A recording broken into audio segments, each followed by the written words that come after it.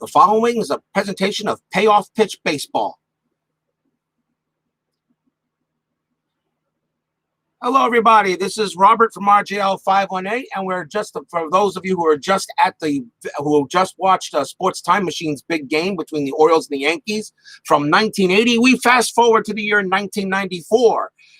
Here at the Hubert H. Humphrey Metrodome for tonight's game between the Chicago White Sox and the Minnesota Twins. And already Steeler fan 1933 who was here for batting practice. And as usual, that means if you're first, you're the host. So make sure, and of course, Salvador America joins us as well. So you make sure that everybody who comes to the stadium gets their beer, pretzels, peanuts, food, nachos, burgers, hot dogs. You're the guy here to go at Bears Den 007 joins me as well.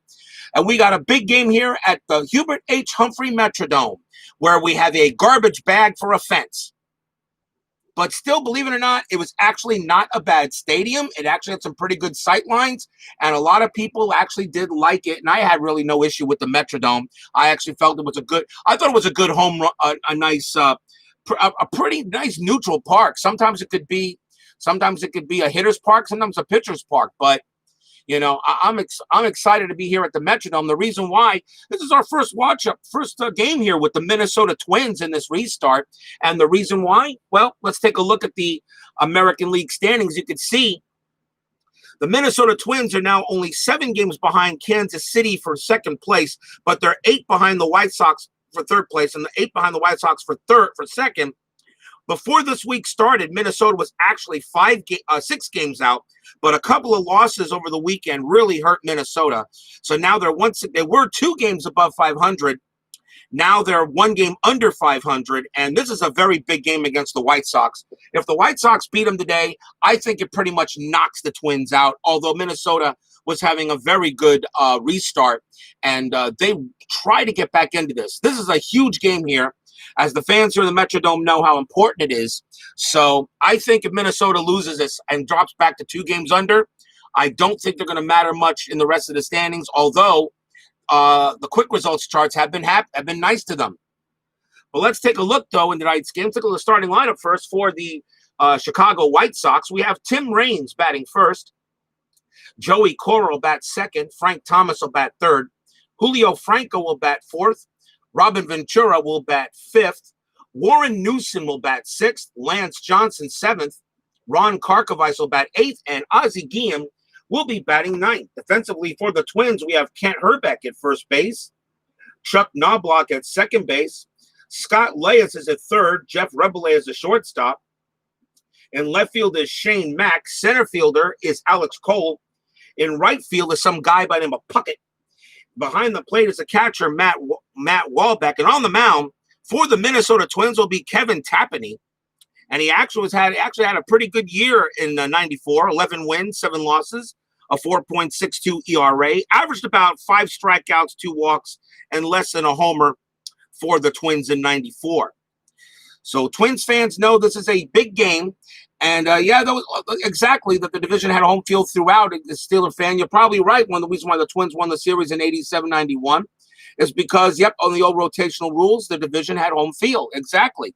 So, of course, now you have to have the best record in baseball or in your league in order to have home field throughout. And that's how I'm going to do it.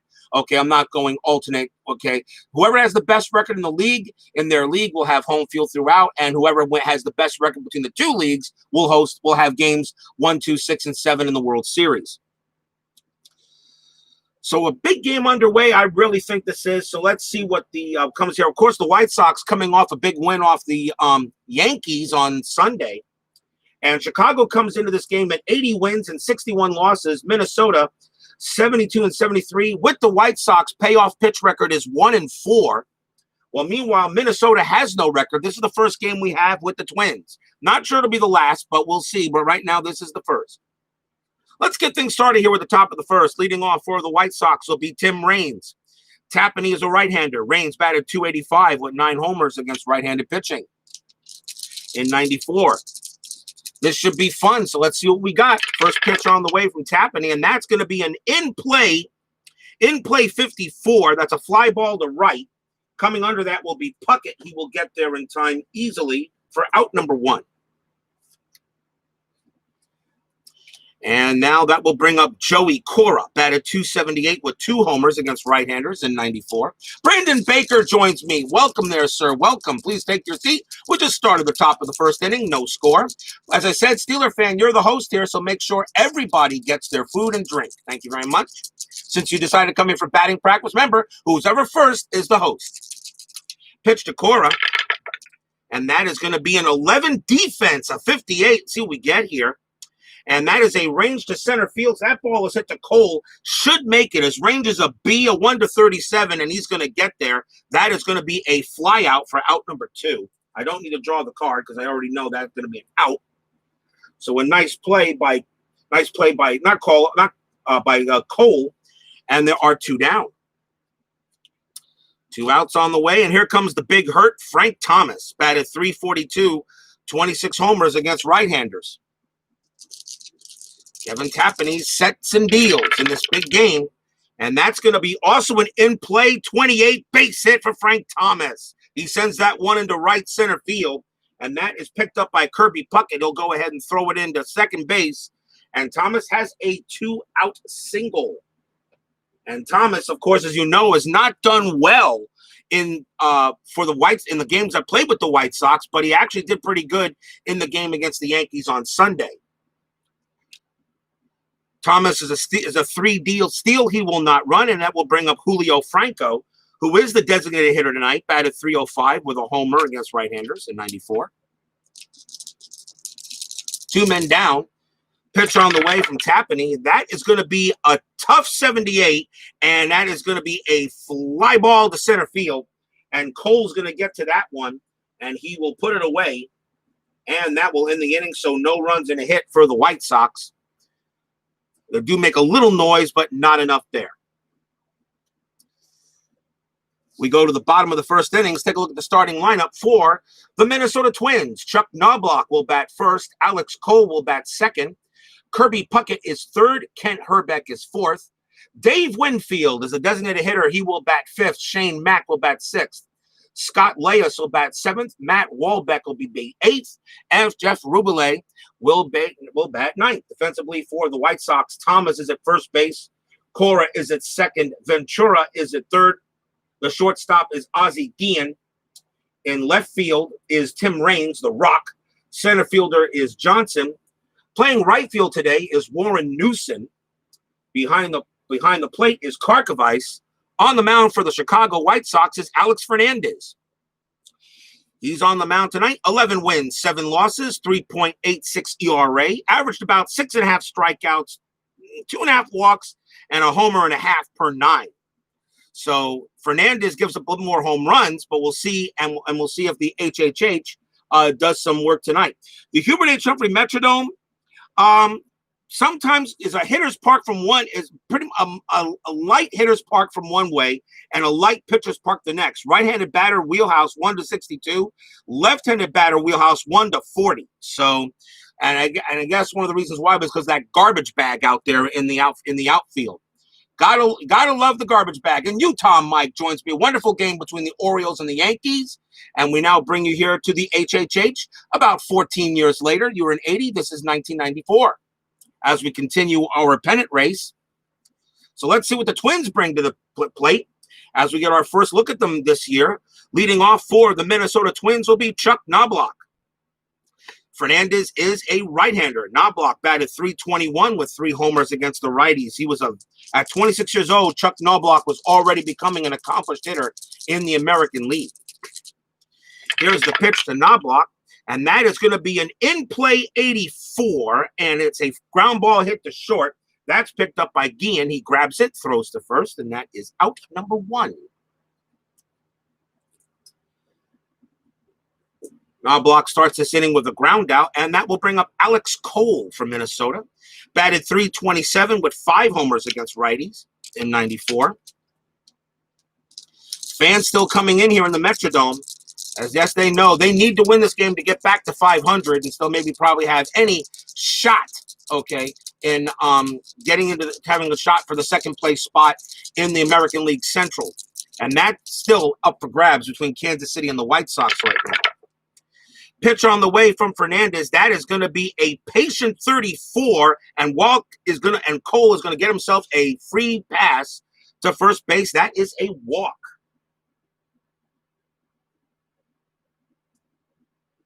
Takes a walk to first. His steal rating is a 6B, and that is a 6 on the board with a 34.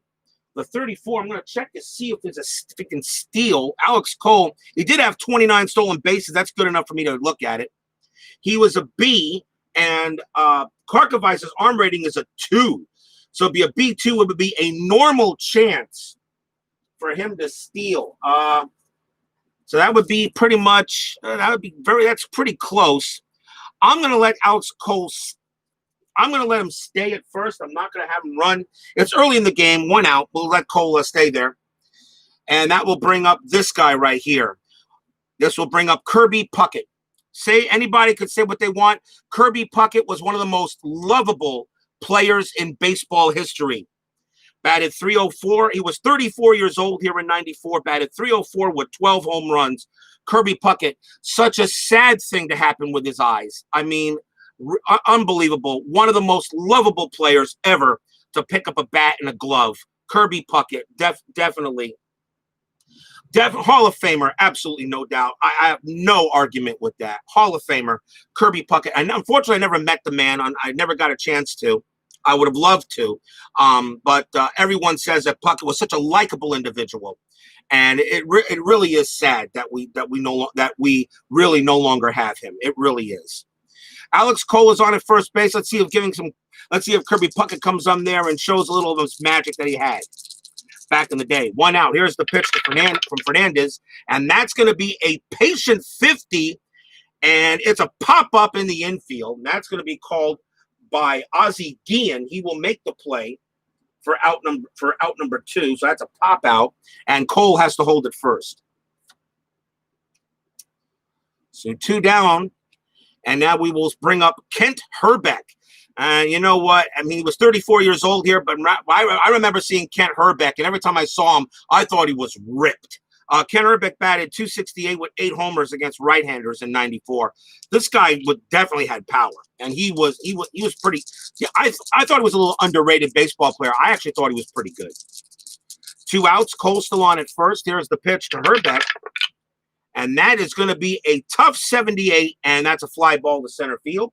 Coming under that will be Lance Johnson. He will get there and make the catch, and will end the inning. So nothing across from Minnesota except the base on balls. No score at the end of 1.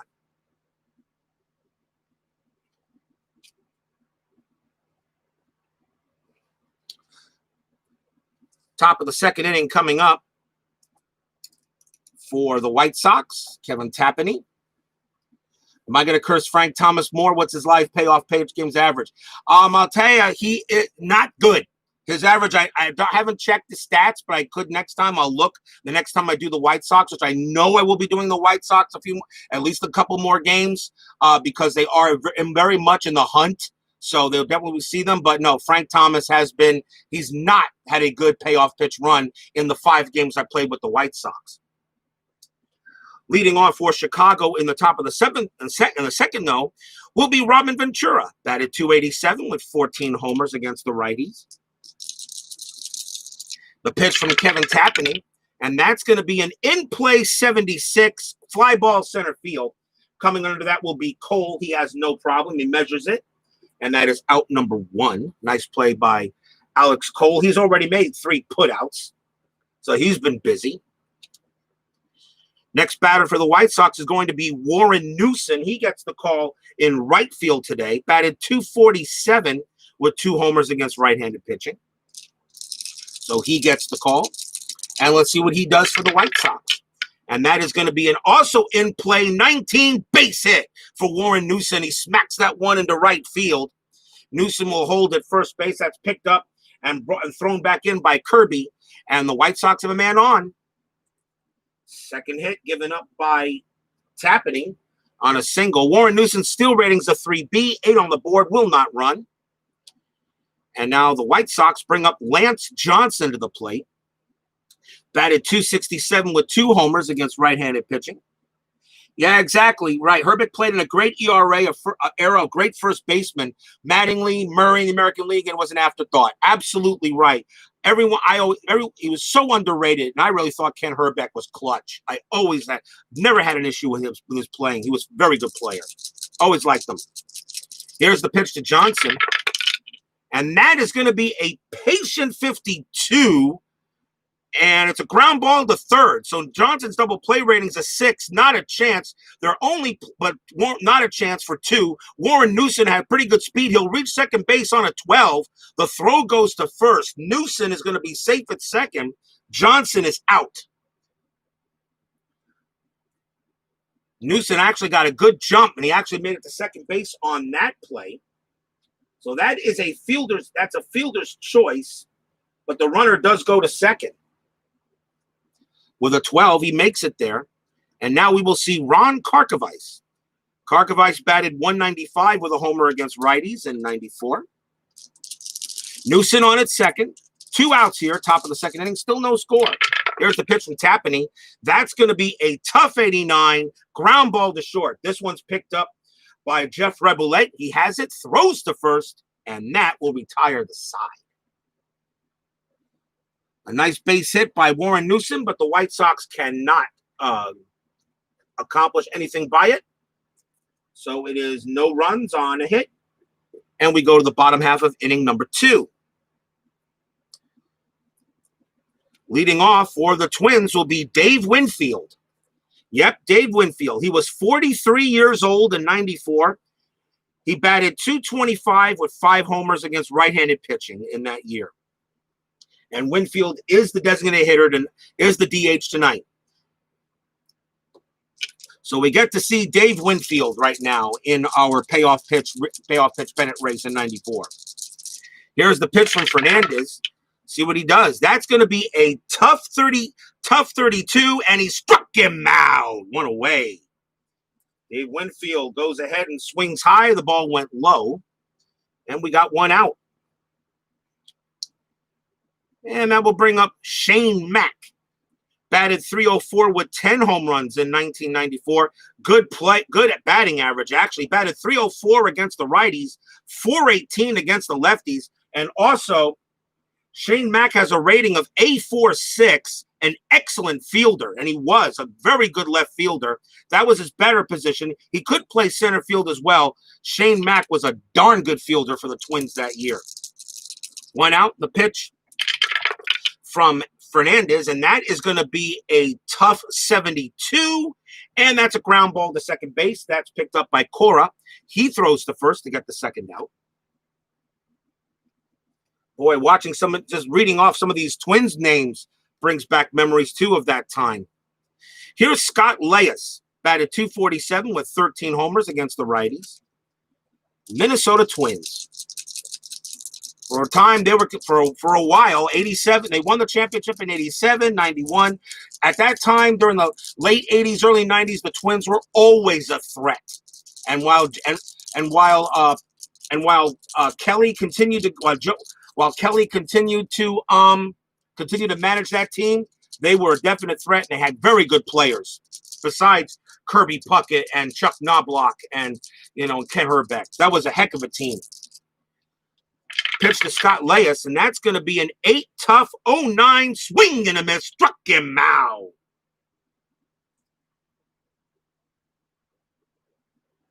And that ends the inning. So 2 strikeouts for Alex Fernandez as he goes ahead and does some good pitching magic there. And that ends the inning. So it is 3 up and 3 down for the Twins. Still no score at the end of 2. Top of the 3rd coming up. Bottom part of the order for the White Sox, it'll be Ozzie Guillen, batted .300 with no homers against righties in 94. Let's see what Kevin Tapani has for Guillen. Here's the pitch. And that's going to be an in-play 46. And that's a ground ball hit to first. That's picked up by Herbeck. He calls off Tapani. He'll take it himself for out number 1. So that just goes as a nice little G3.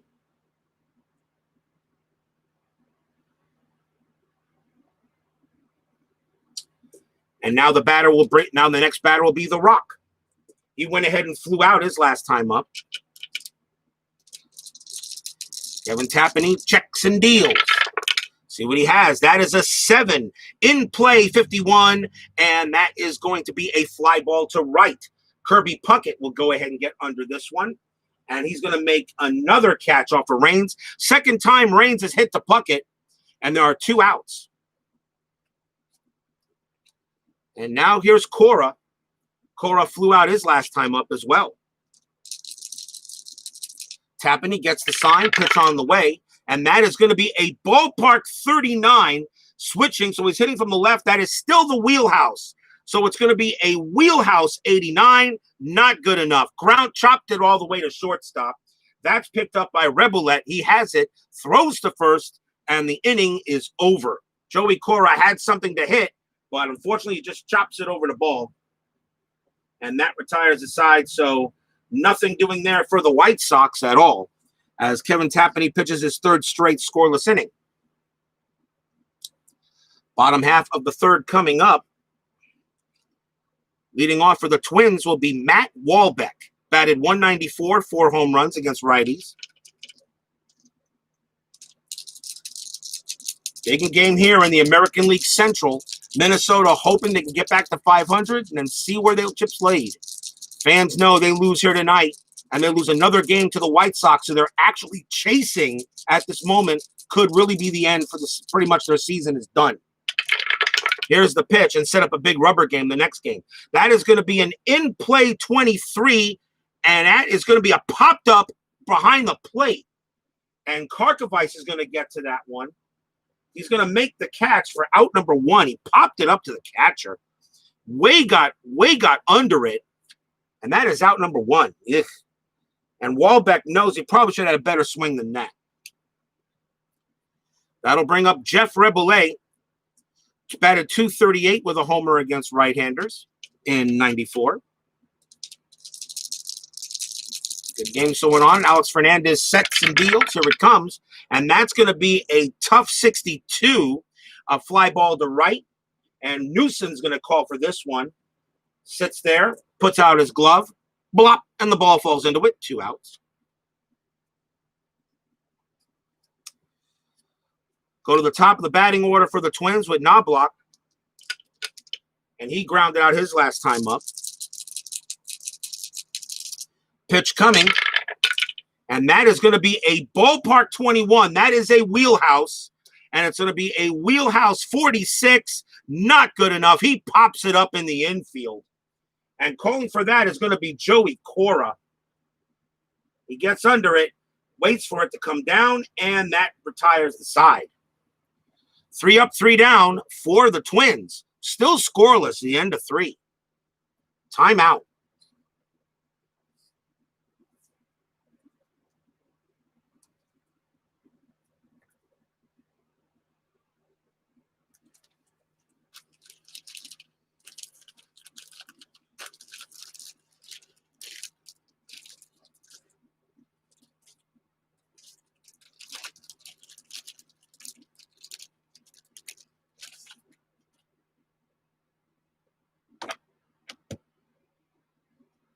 Top of the 4th coming up.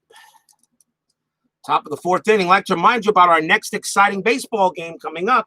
That's going to be tomorrow, and tomorrow's game is pretty much really the game of the week, as we're going to be back in the Astrodome in the National League. The Atlanta Braves take on the Houston Astros. That is the game of the week for this week's action. Braves and the Astros.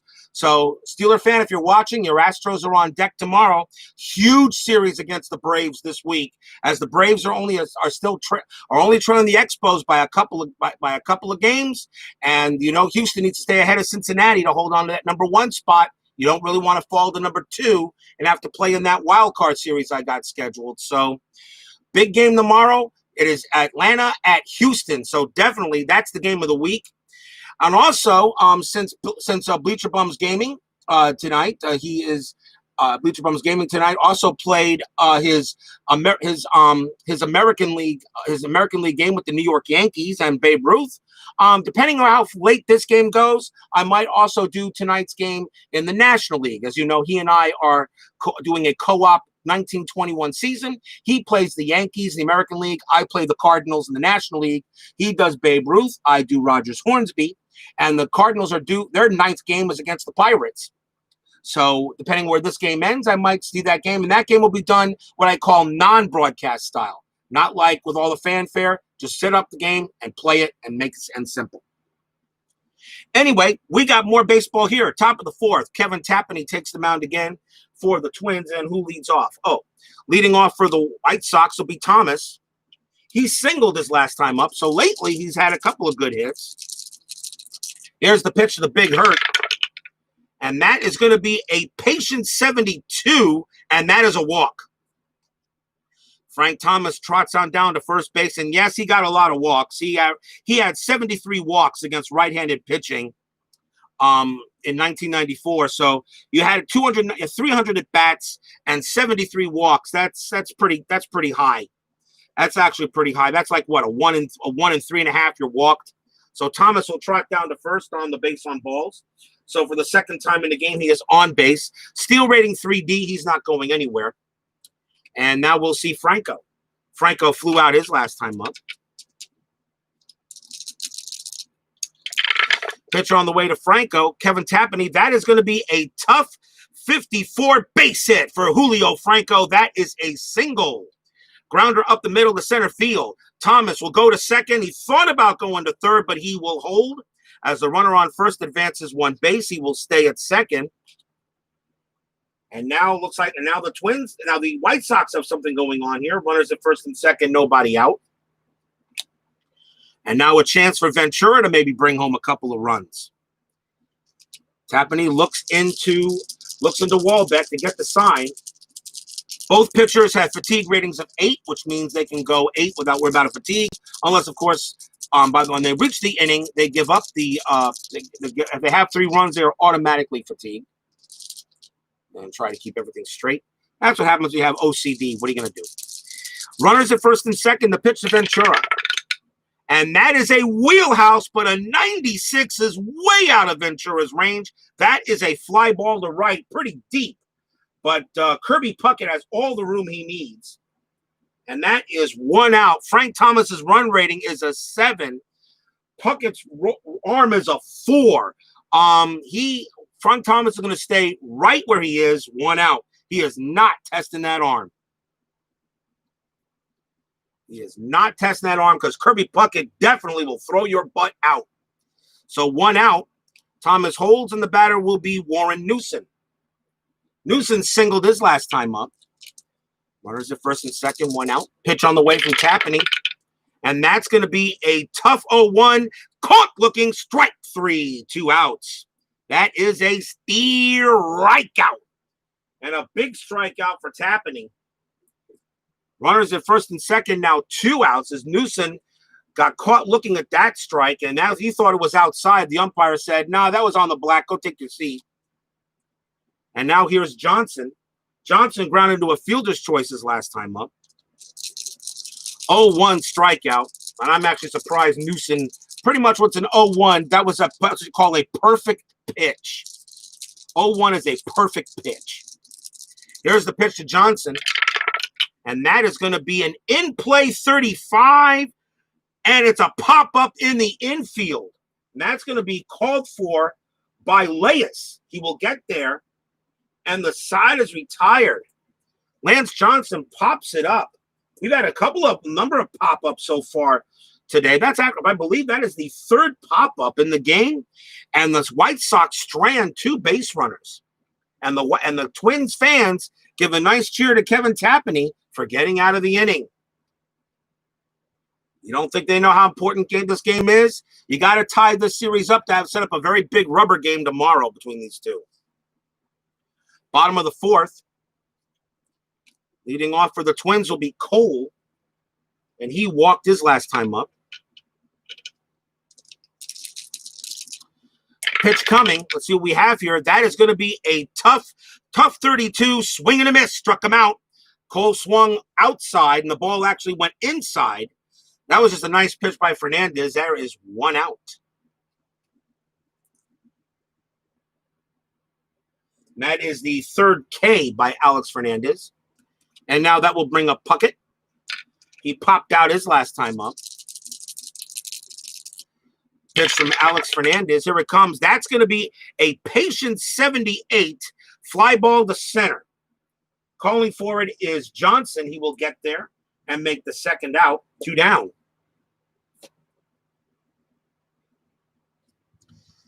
Fans want to see some Minnesota magic, but right now it's getting double difficult there.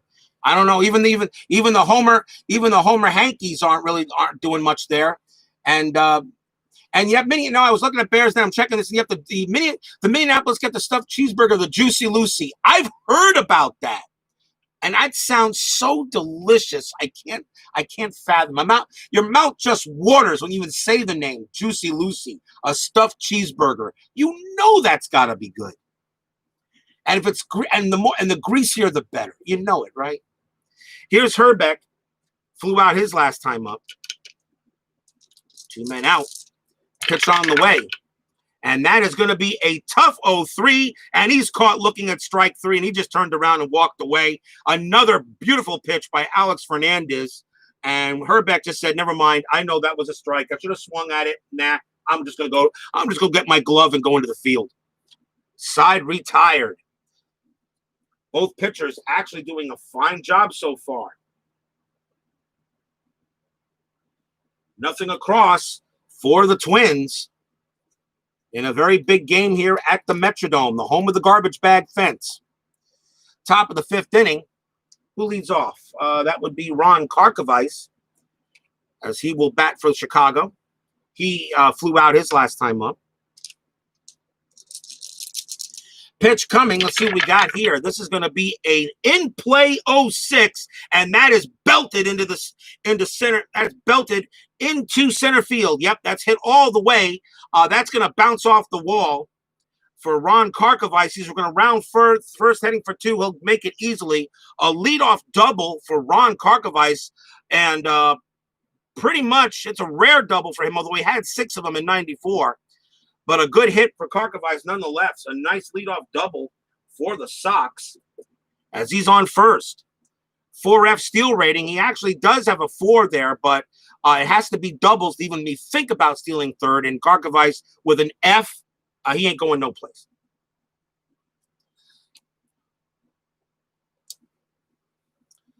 Next batter up is going to be Guillen. And Guillen grounded to first his first time up. 4th longest NHL game tonight, Tampa over Columbus. Ooh, oh, okay.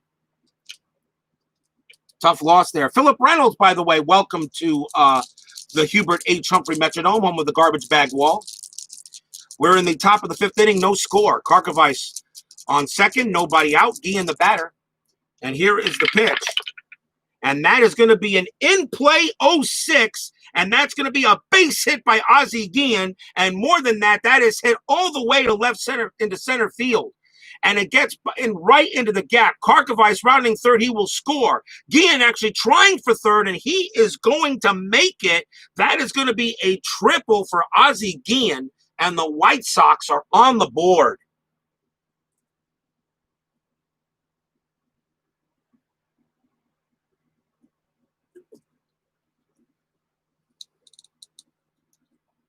An RBI triple by Guillen. White Sox now take a 1-0 lead. And that was not a bad pitch by Tapani, but Guillen just got a hold of it, was like exactly where he wanted it.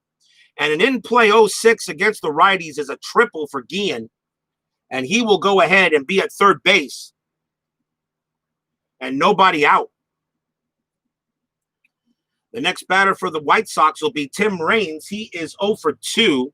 The Twins are going to call the infield in. They really cannot afford any more runs in this very important game against the White Sox, the team they're chasing for second place in the American League Central. White Sox won yesterday. Twins know they got to win today. Here's the pitch to Raines. Infield in. That's going to be an in-play 94, and that's going to be a fly ball to left field. I'm sorry. That's hit to Shane Mack, And that is going to be a fly out. So that's one away. So Reigns is out. Guillen's run rating is an 8. Max's arm is a 6. Max's arm is a 6. So they're thinking about sending him home on a sacrifice. It was an in play, which means usually, there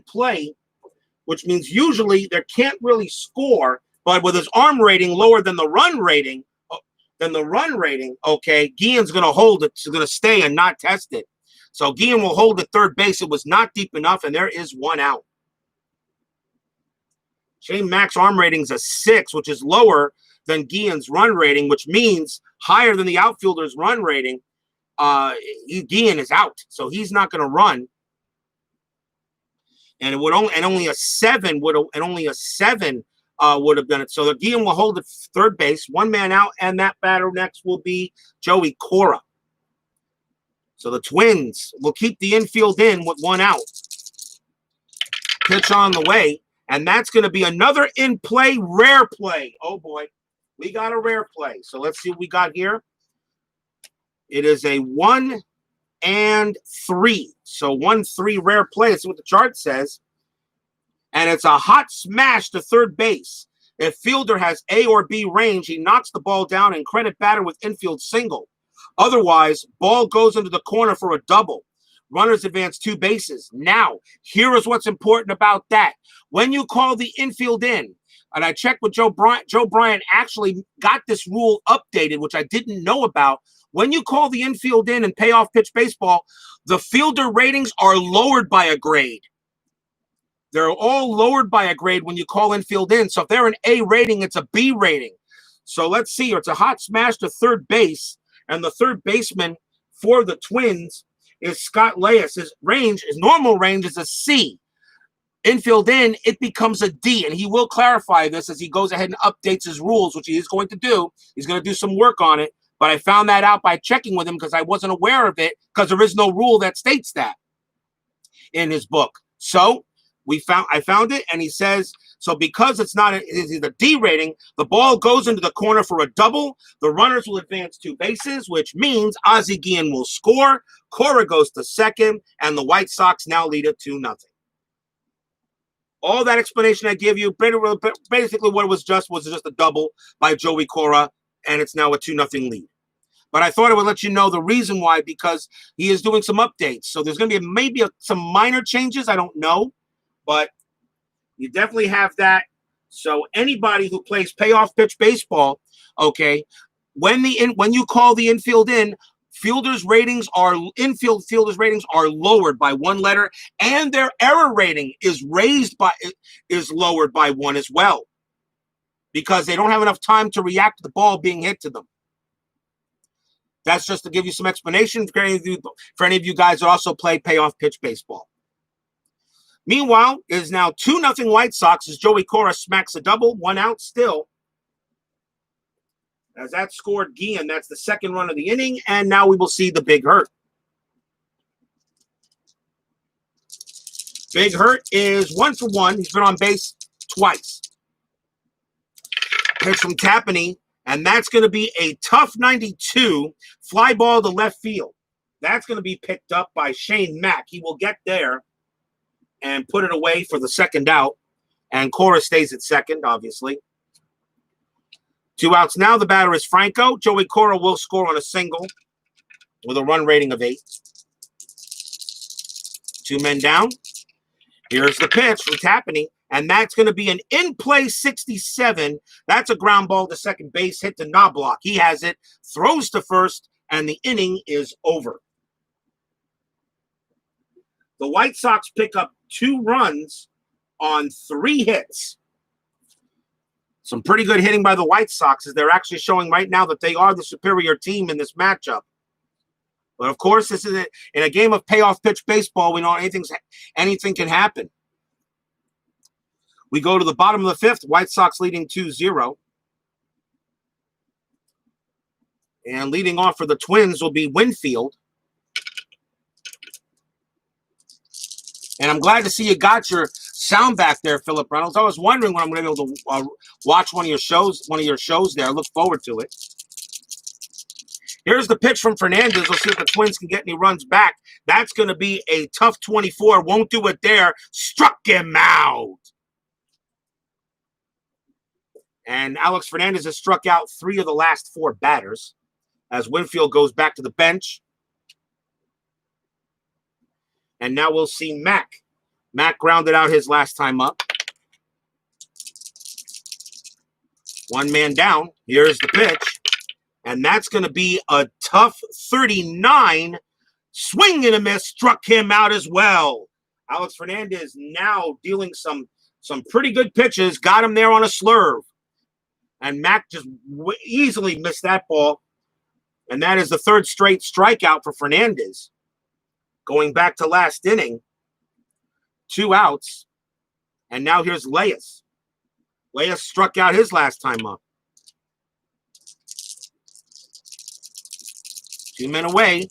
Here's the pitch from Fernandez. And that's going to be a tough 27. Swing and a miss. He goes down on strikes. Alex Fernandez strikes out the side. And he is above his average. He averages about 6.5 strikeouts a game. I think he's just made his average. Yeah. And that is his 7th strikeout tonight.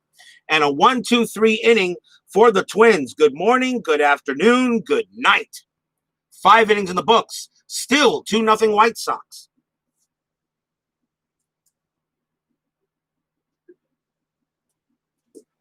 Go to the top of the 6th inning.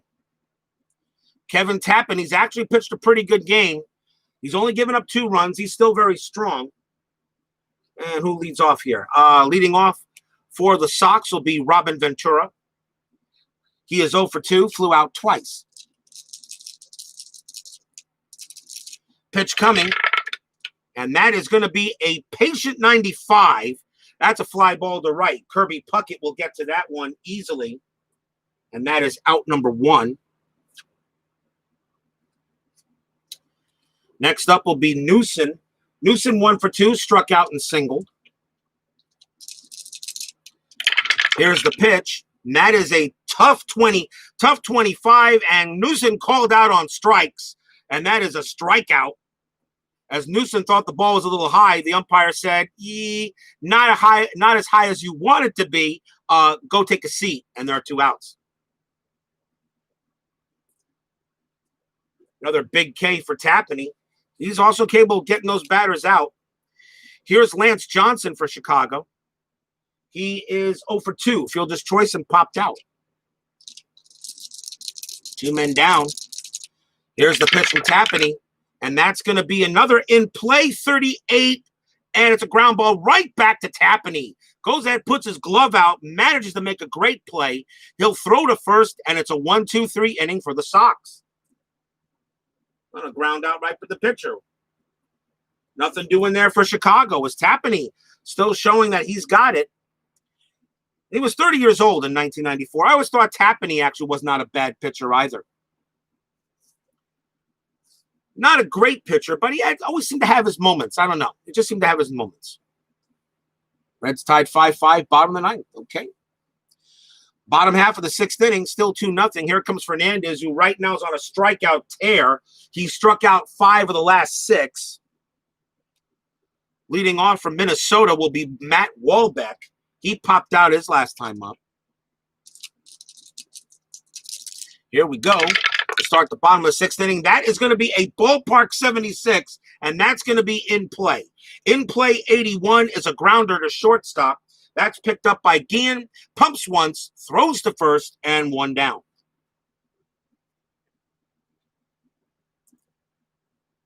Wahlbeck starts out with a nice little ground out. And now the Twins send up Jeff Rebollet. Flew out his last time up.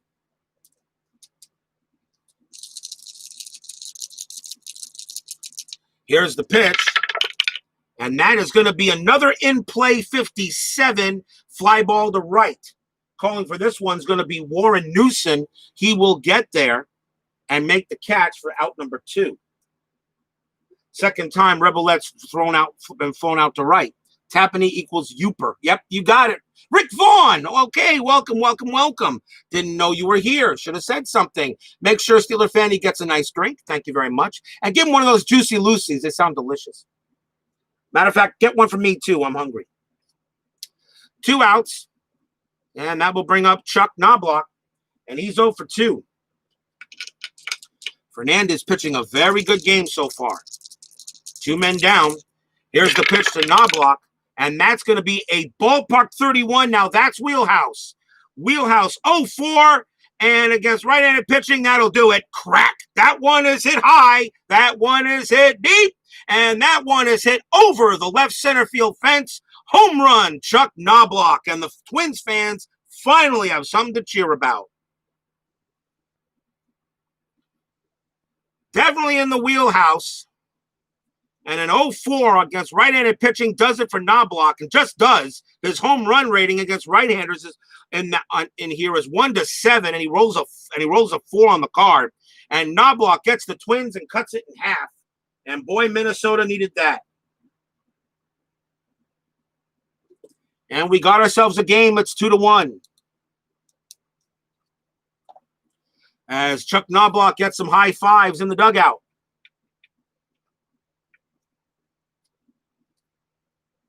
Alex Fernandez goes ahead and gets a new baseball for the souvenir he just gave out.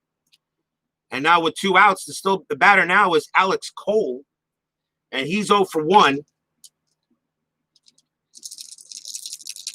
And now with the 2-1, now the game will score 2-1. This game got a lot more interesting. We'll see what Fernandez does here.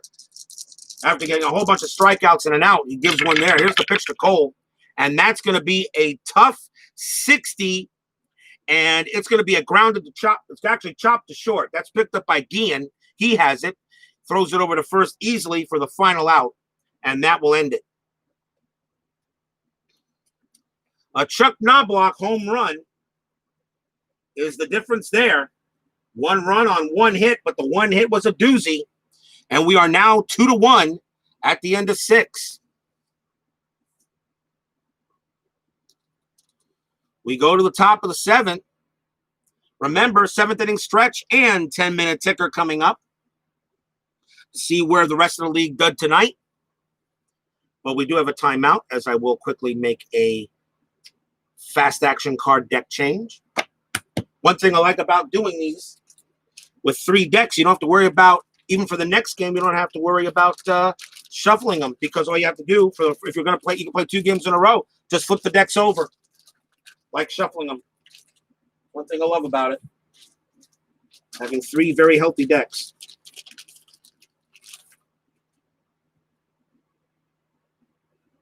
And saves wear and tear on the cards.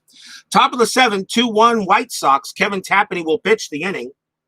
He will go up against the lower part of the White Sox batting order. Here's Ron Karkovice. Karkovice did double his last time up. He's 1 for 2. And those cheeseburgers look delicious there. And I hope the beer is nice and cold and fresh. Pitch coming to Karkovice. And that's going to be an in-play 83, grounded to short, picked up by Rebellette. He has it. He throws to first for out number 1.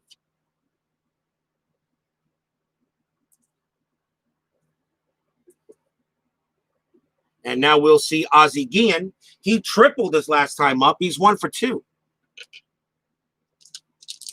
Tapani looks in, knows he gave Guillen a good pitch to hit. We'll see what he gives him this time. And that's going to be a patient 17. And that's going to be a base hit for Guillen. And more than that, he smacks this one deep into right center field. That's going to roll all the way to the wall. Guillen's rounding second. He's going to head for third again. And he's going to have his second triple of the night. He holds it, slides into third easily, and he's got it. A patient 17 is a triple against the righties. Ozzie Guillen smacks his 3rd triple tonight, his 2nd triple.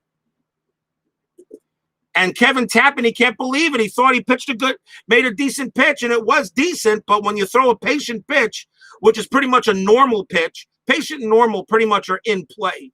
are pretty much almost like are pretty much like an patient in play are pretty much like normal, except patient, the batter actually had the better eye. In play, the batter just makes contact. And that is another triple for Guillen with 1 out. Wow, Kevin Tapani, and he's mad because he just got the Twins just got back to 2-1. And the top of the order now with Tim Raines. And the Twins have to call infield in. They cannot allow Guillen to score. So runner on third, Raines at bat.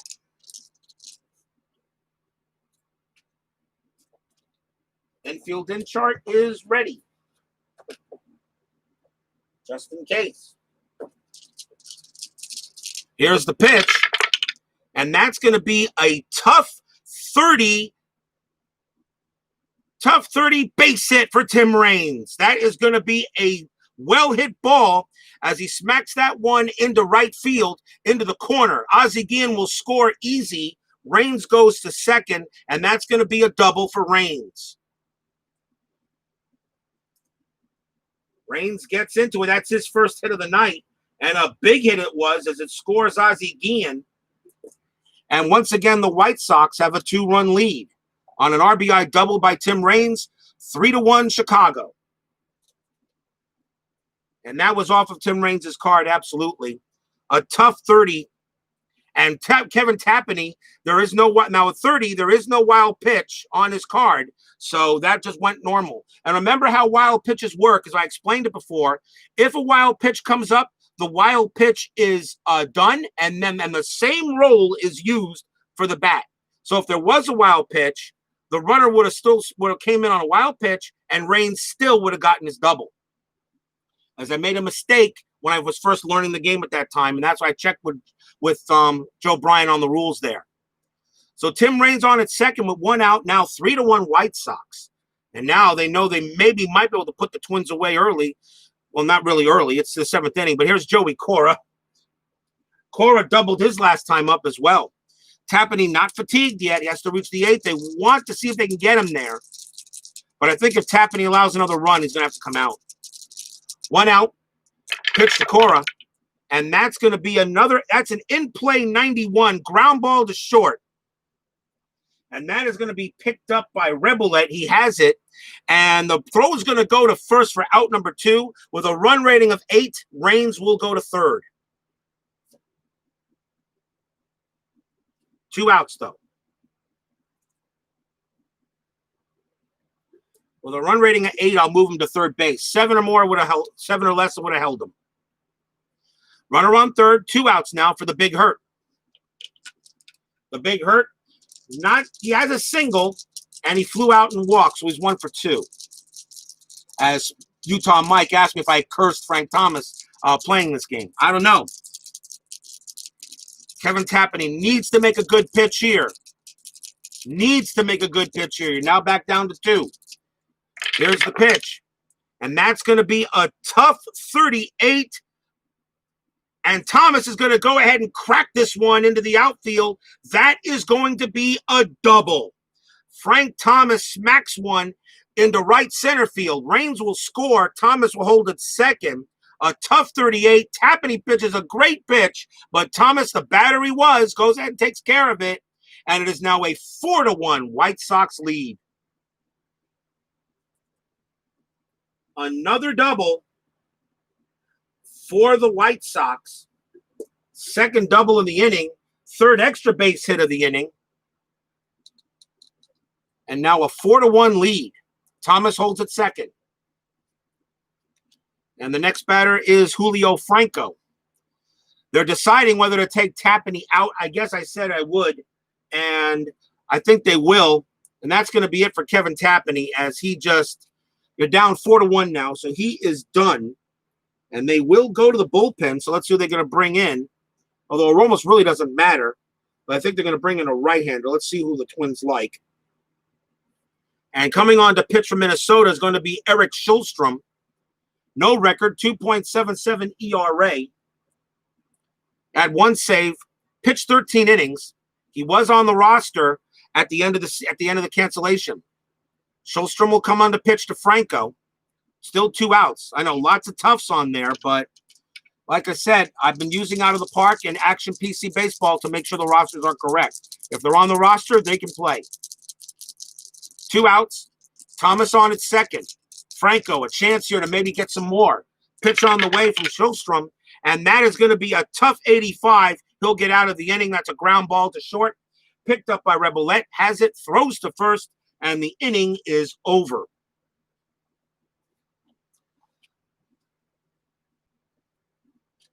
A big inning, though, for the White Sox. They get 2 runs on 3 hits. We are at the 7th inning stretch. The White Sox lead it 4-1. And we have a timeout. Sing it, people. I'll be right back.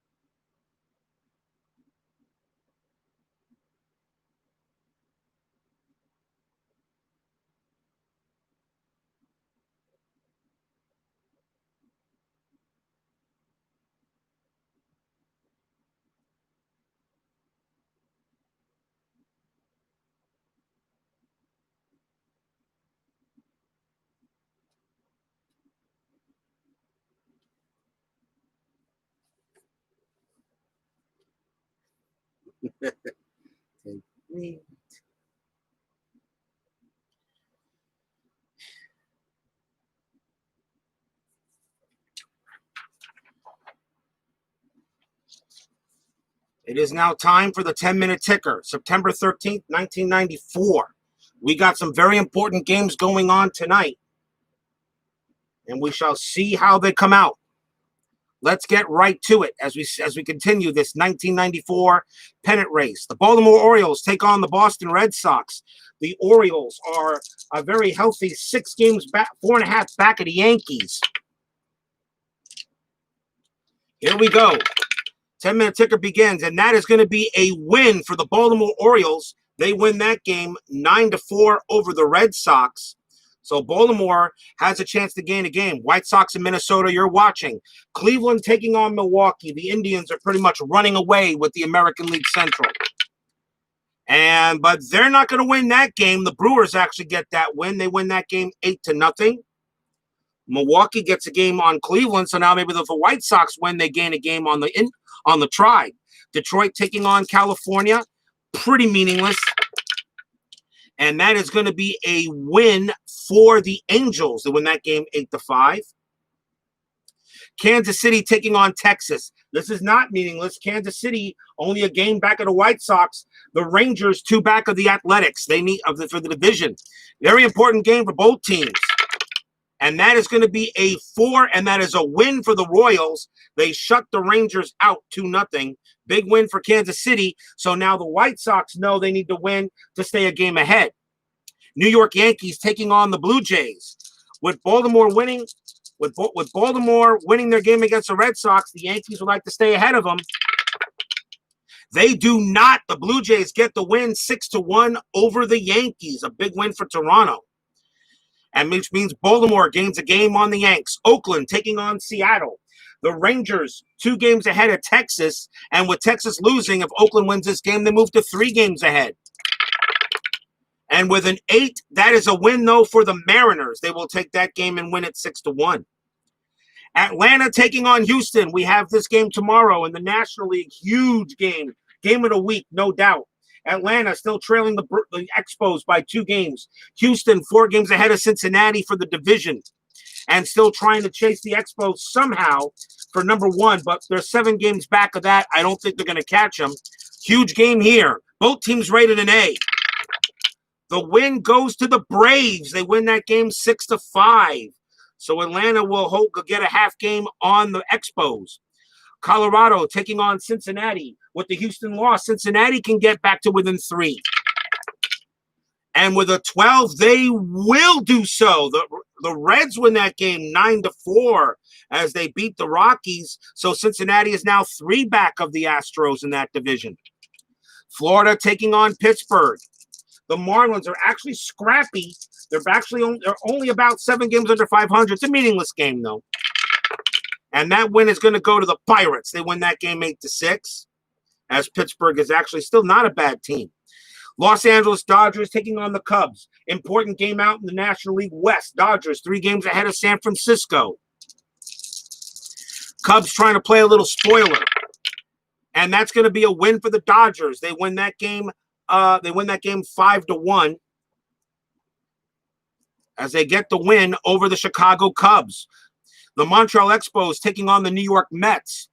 The Expos went ahead and beat my Mets pretty well yesterday, 6-2.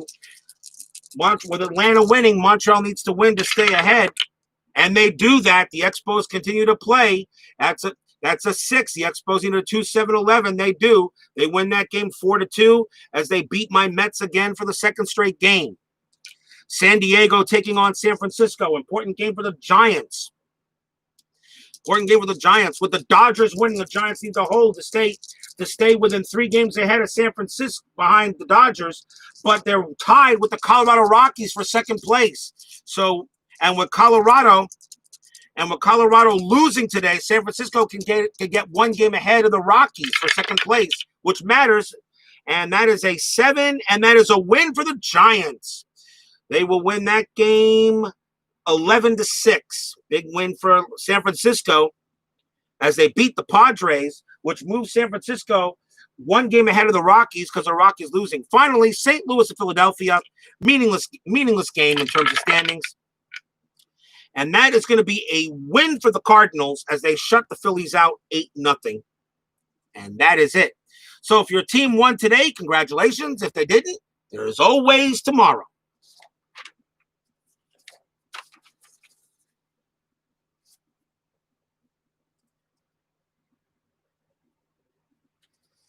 So with Kansas City winning tonight, the White Sox need to go ahead and hold. And if they do, they will continue to stay 1 game ahead of the Royals. But if they lose, they will be tied again with the Royals, at least in wins, because there's still a few makeup games left to play. One thing I should mention as we get closer and closer, remember, I am playing the as schedule for the 1994 season. It does not include any makeup games due to any rainouts that took place, all right, during the early part of the season. At the end of the last week of the season, I'll take a look at the standings and see if any extra games have to be played by anybody that has playoff implications. If not, I'm just going to end the season with that last day, and that'll be it, and we'll go right to the playoffs. Anyway, bottom half of the 7th coming up. White Sox leading the Twins 4-1. Now a big game. Now a must win for the White Sox and both teams. So now both teams really need this team tonight. Alex Fernandez will come out and pitch for Chicago. Here in the bottom of the 7th, he will continue to stay out there. And leading off for the Twins will be Kirby Puckett. Puckett is 0 for 2. And I got to give me a second here, as I want to put Shulstrom in there, and he is a long reliever, so actually he could pitch 7, 8, 9. So here's the pitch to Puckett as we get back to baseball.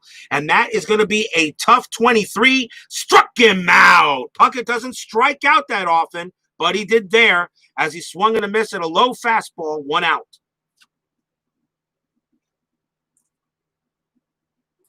Alex Fernandez continues to rack up the Ks tonight. Here's Kent Herbeck.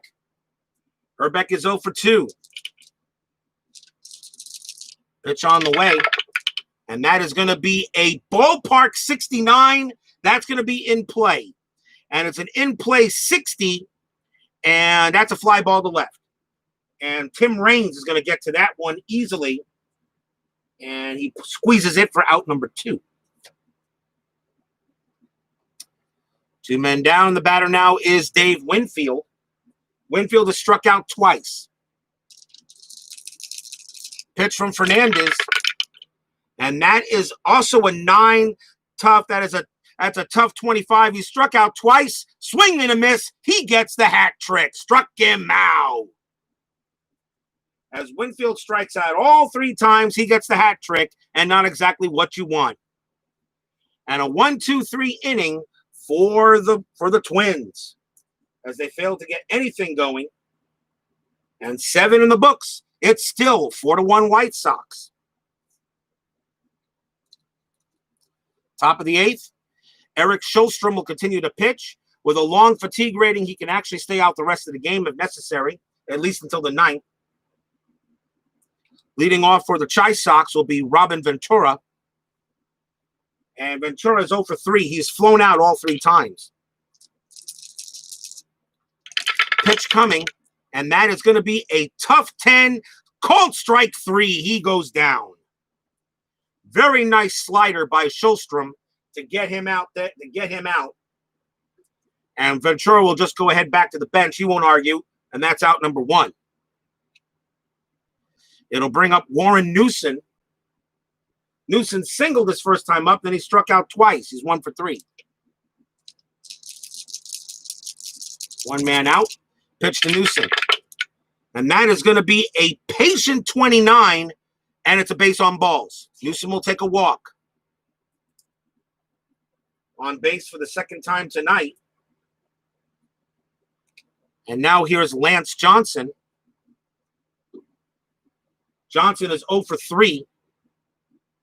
Newson on at first, a 3B steal rating. He will not go anywhere with a 10 on the board. Yeah, seagulls everywhere are smiling. You're right there, Rick Vaughn. Yep. Winfield, 3 Ks. Here's the pitch to Johnson. And that's going to be a tough 35. Tough 35. And it is a pop-up in the infield. And calling for it is going to be Scott Leyes at 3rd. He will make the play for out number 2. Infield fly. Newson stays where he's at. And now here's Karkovice. Double today. He's 1 for 3. Eric Shulstrom sets and deals. And that's going to be a tough 87. That's a tough 87. It's a ground ball to short. That's picked up by Rebollet. He will throw to second to get Newson, and that will end the inning. The White Sox do get a walk, but that is all they get as they are kept quiet. Nothing across. Bottom of the 8th inning coming up. Alex Fernandez, he is pitched this is his fatigue inning, but he's with only giving up 1 run. He's still strong, so they're going to keep him out there. Although the Chicago bullpen is warming up for a save or bring in for somebody else in case Fernandez falters. However, he is facing near the bottom of the order of the Twins because here's Shane Mack. Mack is 0 for 2, struck out and grounded out. Reds win in extras. Okay. Well, the Reds won in my game in in 10-minute ticker here too. Here's the pitch to Mac. And that is going to be a defense 83, an error check to second base to Cora. His error rating is a 3. He'll not have a problem with that. Cora grabs it, throws to first for out number 1. Nice play by Joey Cora. And that just it was no problem for him on that one. So it just goes as a ground out to second. And the batter now is Scott Leyes. 1 out. Pitch from Fernandez.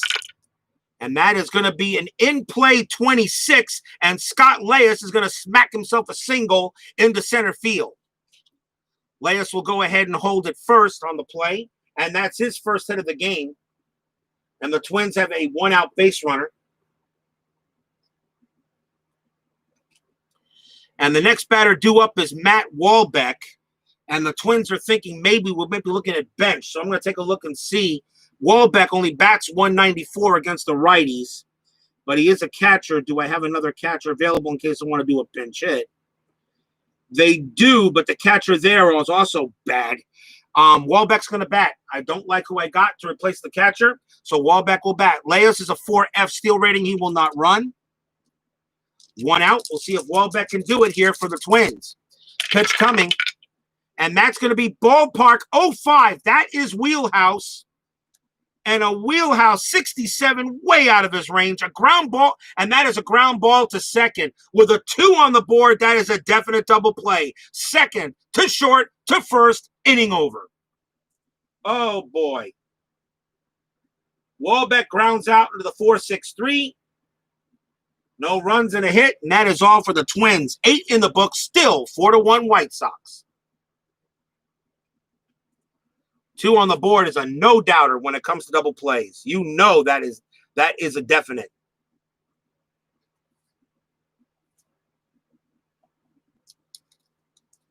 We go to the top of the 9th. Sjöström will remain the pitcher for Minnesota. He's pitched well. He's a long reliever, so he can pitch this one. 4-1 White Sox. Needs to keep it where it's at. And leading off for Chicago has pretty much been really maybe the hitter of the game, and that's Ozzie Guillen. He has 2 triples tonight, 2 for 3, both of them triples. Although Alex Fernandez has been marvelous tonight, though, for the White Sox. Here's the pitch to Guillen. Does he get another triple? A tough 86. No, that is going to be a ground ball to second base. Chuck Knobloch has it. Throws over to first for out number 1.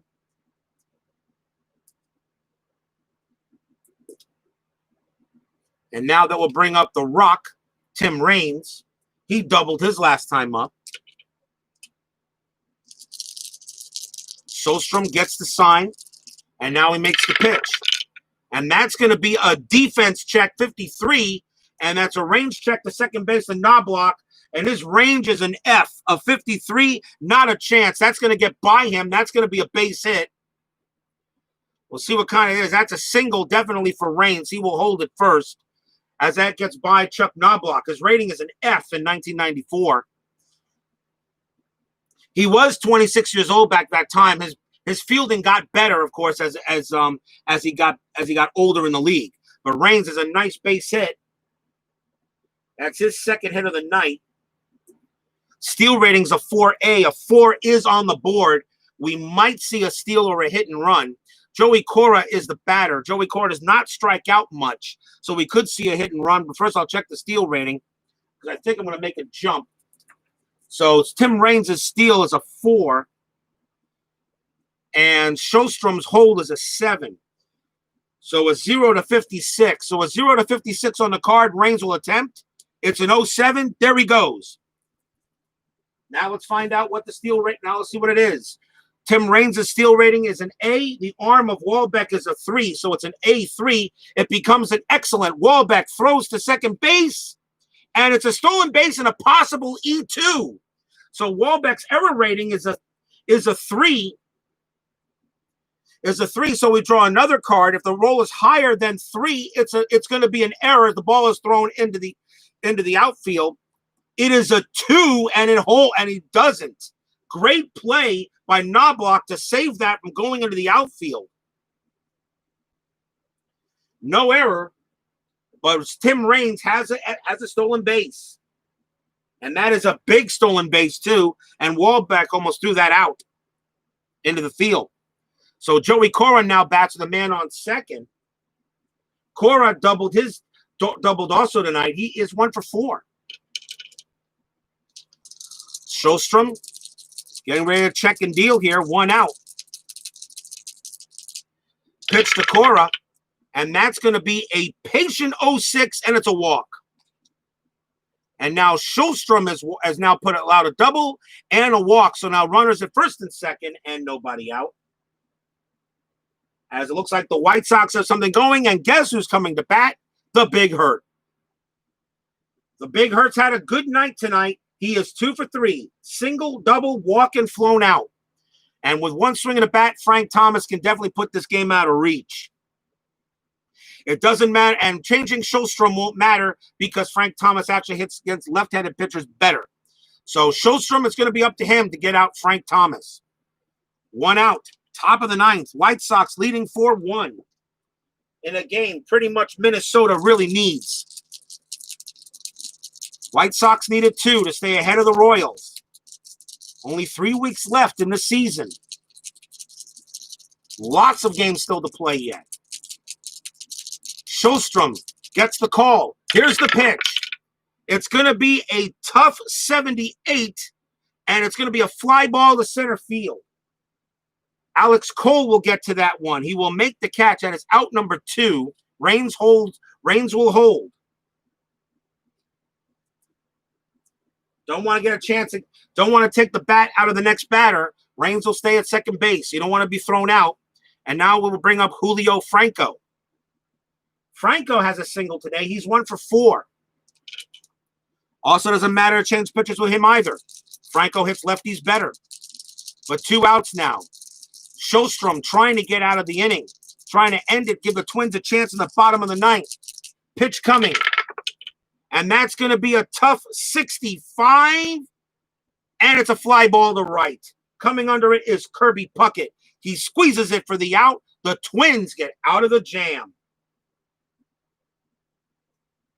No runs, 1 hit, stolen base, and a walk, but that is it. Bottom of the 9th magic probably could be coming up. It's 4-1 White Sox.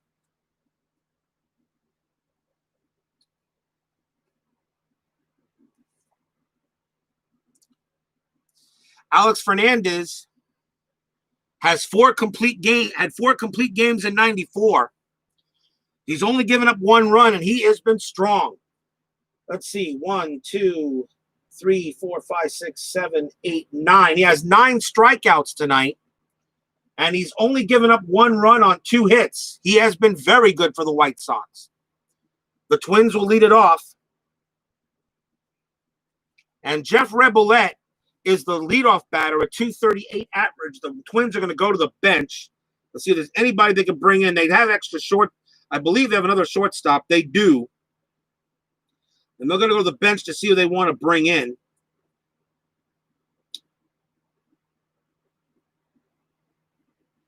And they're going to. So Jeff Rebollet's going to come out. Rebollet has been pretty much ineffective. He's 0 for 2. And coming on to pinch hit for the Twins will be Dennis Hocking. Hocking batted .333 against right-handers. In 94, he only had 21 at-bats, but, as I said, he's on the roster. We can use him. Dennis Hocking can also take over at shortstop at a C4. So Hocking will take over at bat if necessary, and he will lead it off. Not as good a fielder as Rebollet, but right now they need the bat. So here's Dennis Hocking against Fernandez, starting the bottom of the 9th. Pitch coming. That's going to be an in play, and that's a rare play. Second rare play of the night. We draw a 2 and a 5. See, we got her. Batter hits a slow roller to shortstop, who makes a play to first base. If shortstop error rating is 1 or 2, ball sails into the stands for a 2-base error. Well, that's hit to Guillen. Guillen's error rating is a 2. It is a 2, and it goes into the stands for a 2-base error. Dennis Hocking will go to second on a big error by Ozzie Guillen. Wow. Big throwaway error. Ozzie Guillen rushed it. He had Dennis Hocking. Hocking runs average, but he rushes it, and that goes as an E6 for Hocking. Runner on second, and I put an E in the White Sox column. And that's their first error. Dennis Hocking now at second base. Alex Fernandez looks at Guillen and said, man, you didn't have to rush it. At least you could have just got, if you could have just at least just make him reach first base. That's all. We're up by 3 runs.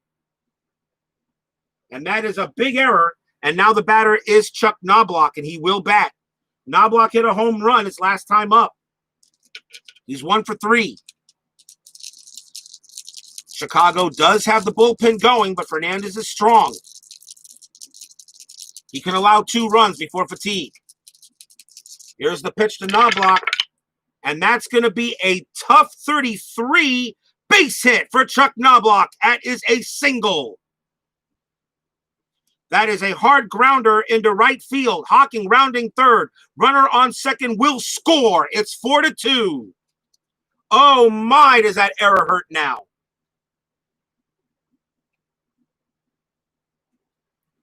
Chuck Knobloch gets a big single. And now the tying runs at the plate for the Twins, 4-2. Alex Fernandez gives Ozzie Guillen another glare. Base hit for Knobloch, his second hit of the night. And the batter is Alex Cole. Alex Cole bats .327 against the righties. He'll bat. Knobloch a 6B.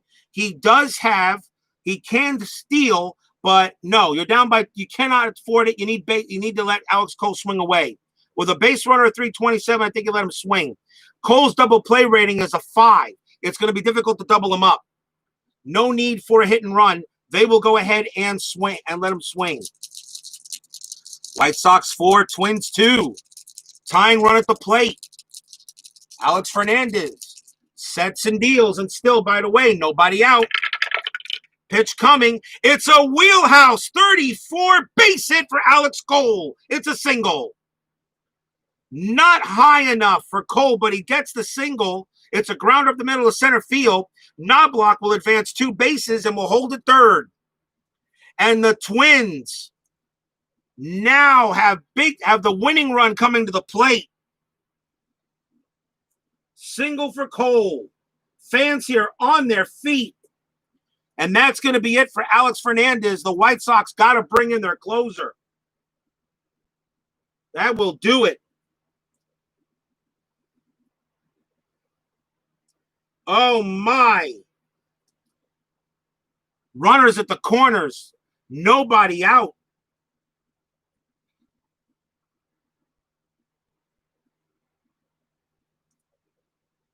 Closer coming on for the White Sox and Roberto Hernandez. He had 14 saves, but a 4.91 ERA. But this is a save situation, so it'll be up to Roberto Hernandez to get it. From Fernandez to Hernandez. Knobloch on at third, Cole at first, and the batter is Kirby Puckett. Nobody out. The White Sox. Puckett's double play rating is a 7. Hernandez is a 9. I think you have to call infield in and not allow Knobloch to score. Even though it's 4-3, a double play would make it a double play. But then again, a 4-3, then again, a double play would be better because the runner at third really doesn't mean anything. They're going to call the infield back. Not take a chance. They'll trade the 2 outs for 1 run. They're ahead 4-2. Roberto Hernandez gets the sign. Kirby Puckett, the batter. If you're wondering is that power, you already know that. The answer is yes. White Sox 4, Twins 2. Infield playing back. trying to play the double play for the run. They got to get the outs. How big is that error now by Ozzie Guillen? Fernandez gets it in. Puckett. Here's the pitch. It's a tough 57, and that's going to be a ground ball to third. But a 12 will not get the double play, but they will get an out. Alex Cole will go to second base. The throw goes to first to get Puckett. He is out, 1 out. Knobloch does score. It's now 4-3.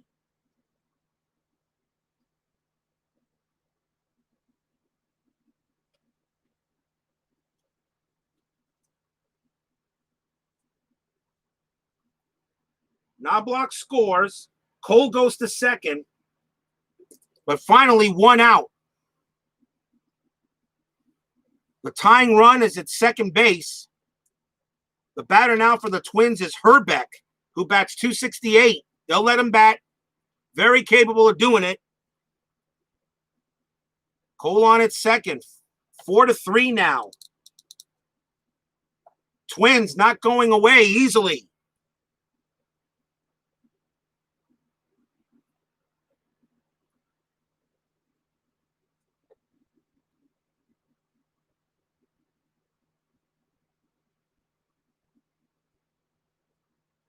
Cole, fans on their feet here at the HHH. Roberto Hernandez gets the sign. Question is, do you intentionally walk Herbeck and pitch to Dave Winfield, who has struck out all 3 times? The problem is, do you put the winning run on base? I don't know. You guys that are out there, what do you think? 4-3, 1 out, bottom of the 9th, White Sox. Do you put the tying run on base and pitch to Winfield? Herbeck is a .268 hitter against righties. Winfield only bats .225, although I could bring in a pinch hitter. Would you pitch to Herbeck or would you walk him? What do you guys think? Someone tell me. This is where I like letting you guys get into the game a bit. Cole on at second. Someone want to tell me what to do? Yes? No? Maybe? Winfield is cold tonight, right? He is 0 for 3. He struck out all 3 times, Brandon. But the thing about it is, because of that, I might bring in a pinch hitter for him. Rick Vaughn says walk him. We will walk Herbeck. We're going to put the winning run on base, which is something you're really not supposed to do. But Rick Vaughn says walk him, and we do. So the winning run is at first base. Dave Winfield is the batter. He's the designated hitter. They will call him back, as I would do. But they're going to call Winfield back, and they're going to go a pinch hitter.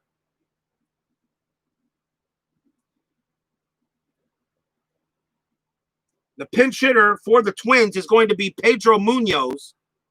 He bats .301 against the right-handers. Much better hitter than Winfield. He will also take over a designated hitter because he's also a DH as well, if necessary. So they call Winfield back. Pedro Munoz will bat. 1 out. Tying run at second. Winning run at first. We put the winning run on base. Roberto Hernandez has to make a pitch.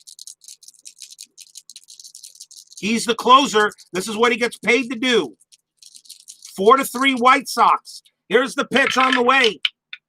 It's a 6. It's a patient 48 base hit for Pedro Munoz. He gets a single. It's a ball blooped to the right field. Runner on second. Cole rounds in. He will score. Herbeck goes to third. Tie game. Bottom of the 9th. Oh my, and the fans are going nuts. Base hit for Pedro Munoz. And we're tied. The Twins score 3 runs in the bottom of the 9th inning.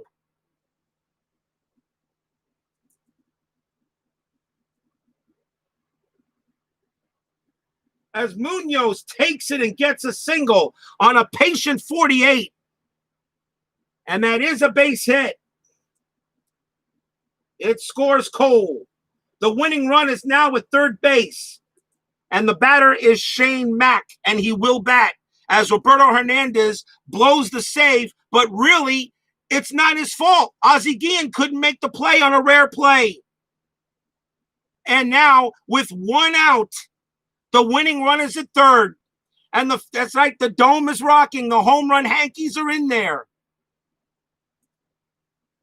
And just if you're wondering,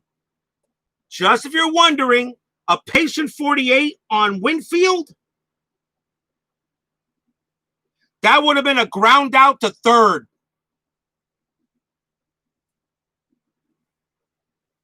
That would have been a ground out to third. And maybe I don't know if it would have been a double. Would it have been a double play? I'll check real quick. I can look at that. Double play rating is an 8, a 6. Yes, it would have been a double play. The game would have been over.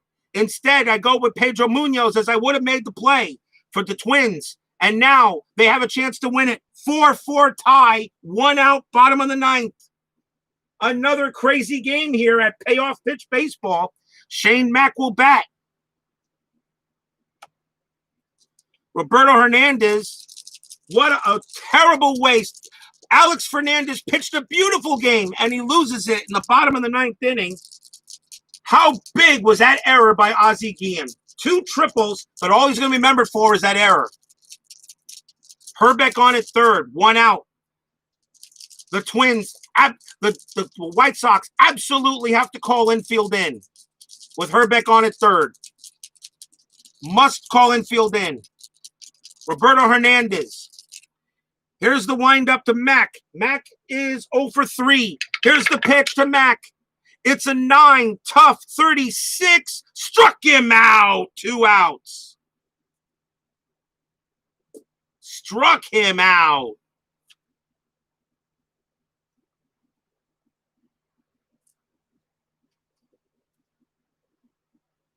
And that will bring up Scott Leyes.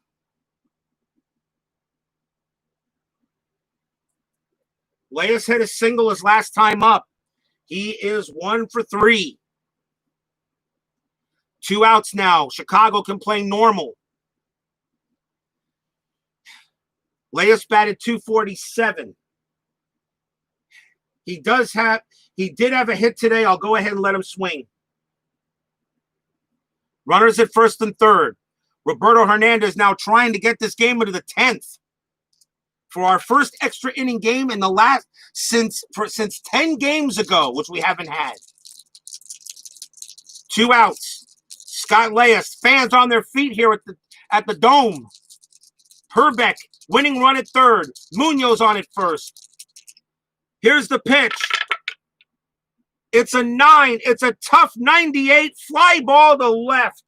Coming under it is going to be Tim Raines. He sets under it, makes the catch, and we have free baseball. Are you kidding me? 3 runs on 3 hits and 1 humongous error. We're going into extras. We are tied at 4. Remember not to bring the rule in. Remember not to bring up the rule in the chat. What rule? What rule was that? Remember to not bring up the rule in the chat. What rule was that, Rick Vaughn?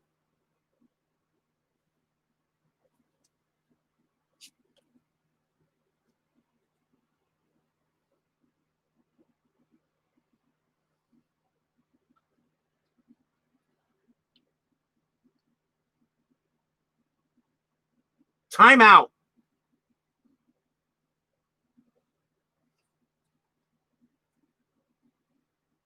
Man on second base for extra innings.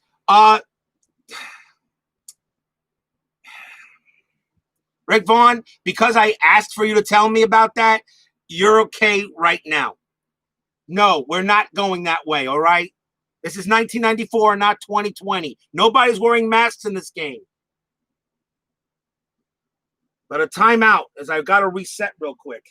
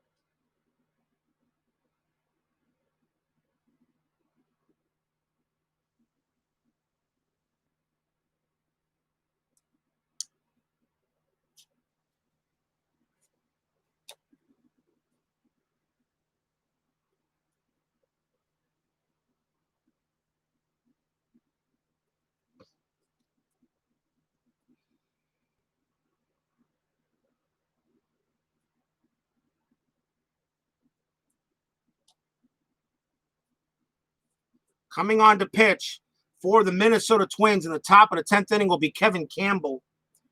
1 win, no losses, 2.92 ERA. He pitched 24 innings. Pretty much the best reliever they have at the moment that are available, since Robin Ventura can hit lefties or righties not very well. So in this case, Kevin Campbell will come in to pitch. And he is a long reliever, so he can pitch 10, 11, and 12 if necessary. As we now go to the top of the 10th inning. This is our first extra inning game in the last 10 we've played. Usually we've always had a lot of them. We went 10 games without an extra inning game. So here's Kevin Campbell from Minnesota. Robin Ventura will bat. He leads off. He's 0 for 4.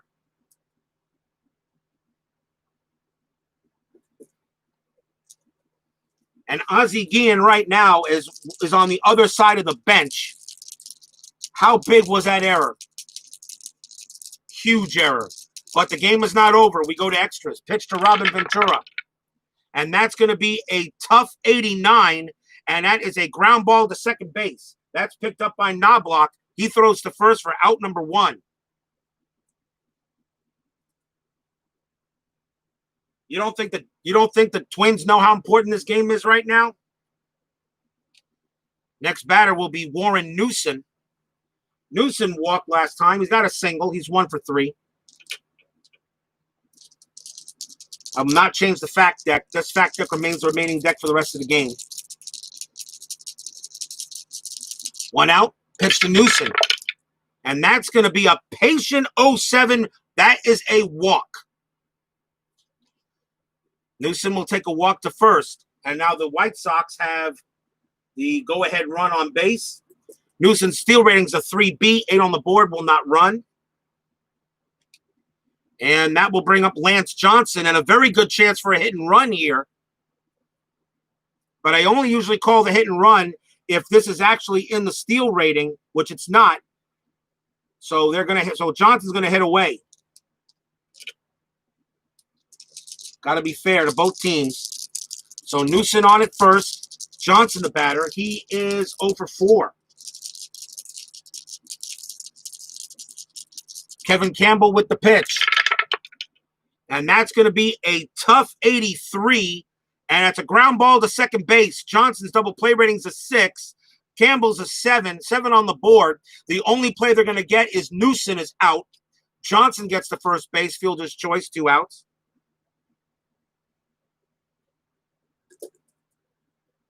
As Newson is eliminated. And we'll bring up Ron Karkovice. Tied at 4. Campbell sets and deals. Johnson on base. Here's the pitch to Karkovice. And that's going to be a tough 36. Struck him out. And that ends the inning. No runs, no hits, a walk.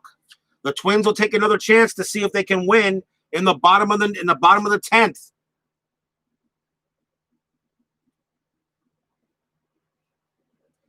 Tied at 4. Roberto Hernandez will come out. I'm not going to let him. Oh, the internet's crapping out. Okay, Rick Vaughn, check out the replay. I'll post it in the Payoff Pitch Gamers Network when you'll see who won the game. Roberto Hernandez will come out. The Sox will now go to the bullpen. The leadoff batter for Minnesota is Matt Wahlbeck.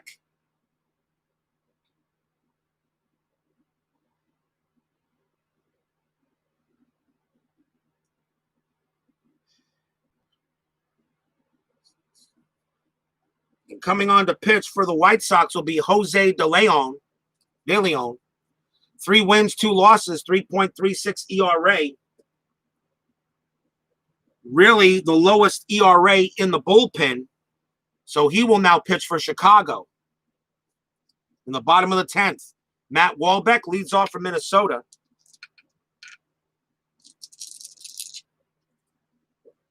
As Hernandez gets a blown save, but really not all his fault. And Wahlbeck is a short reliever, so he'll pitch 10 and 11. Matt Wahlbeck, he is 0 for 3.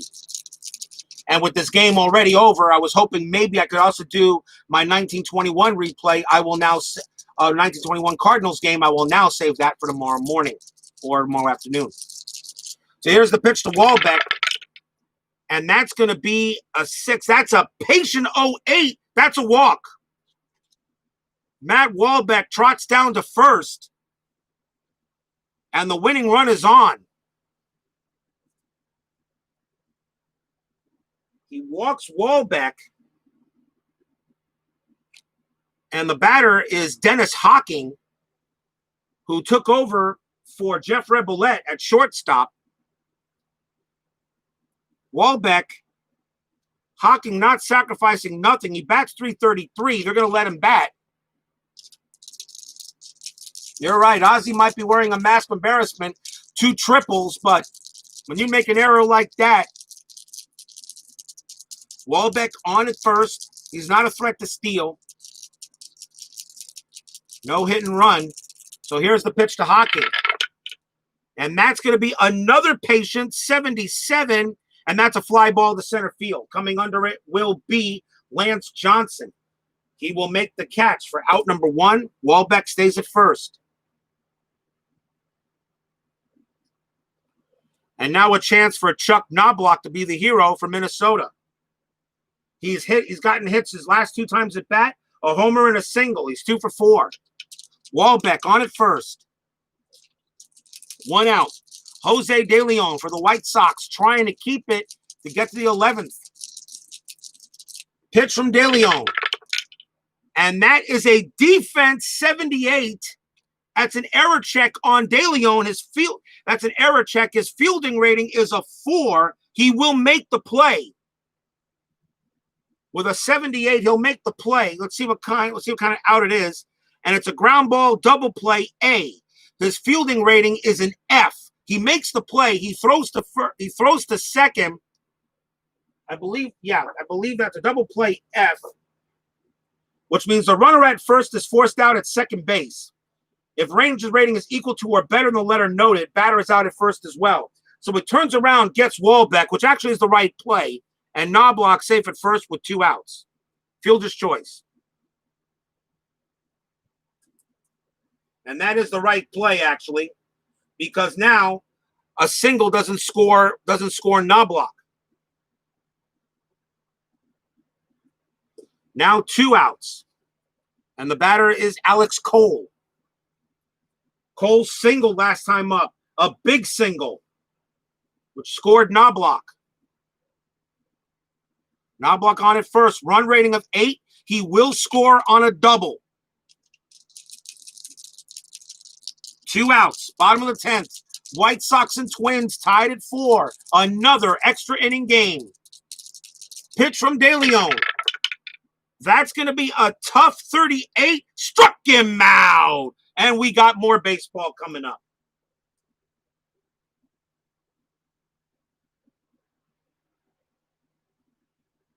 Nothing there for the Twins as they strand 1. At the end of 10, we're still tied at 4. Timeout.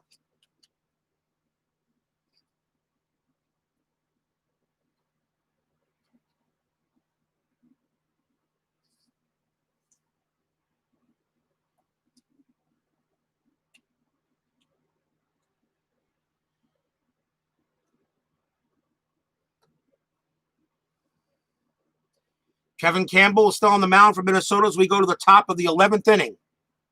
Tied at 4. Leading off for the White Sox is Ozzie Guillen, and he is getting a cheer from the Minnesota crowd. Minnesota giving the cheer, and Guillen, I'm not sure, but I think Guillen just did something that I can't show on YouTube channel. So you could probably picture it, but he said something that I really can't repeat. So here's Ozzie Guillen getting that cheer because of the error, but now he wants to see if he can redeem himself, and he needs to here. He has 2 triples in the night. He's 2 for 4, but that error was key. Top of the 11th, still tied at 4. Campbell will pitch. And that is a base hit. Kevin Campbell actually has wild pitch 30 and 31, but that only activates when there's runners on base. Guillen is safe at first. His third hit of the night.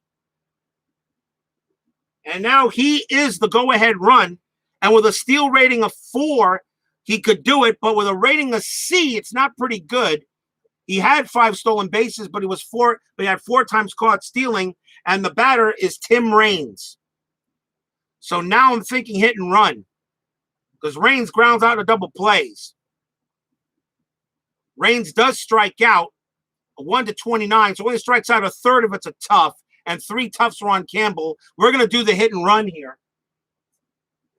So hit and run is going to be called. And see if we move over to second.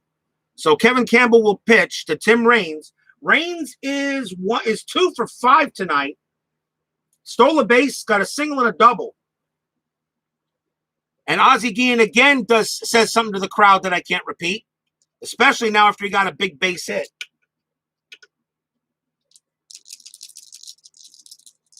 Tim Raines going to go for the hit and run. Here's the pitch. And that is going to be a ballpark 14. That is going to be wheelhouse, which means we go to the hit and run chart.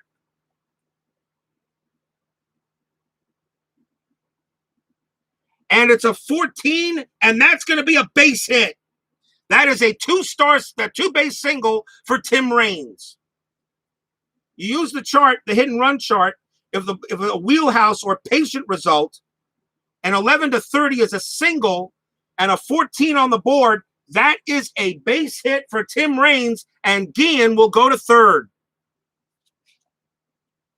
And the fans suddenly, who are cheering Ozzie Guillen, suddenly are now a little bit quieter. Runners at first and third, nobody out.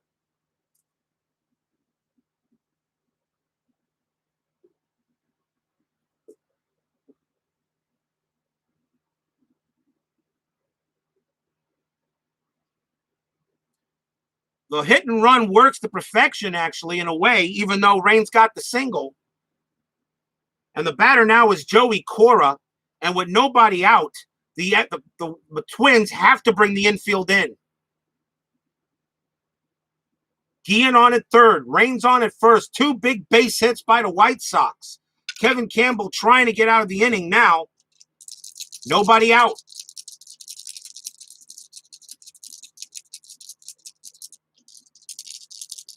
Cora the batter. Infield is in. Here's the pitch.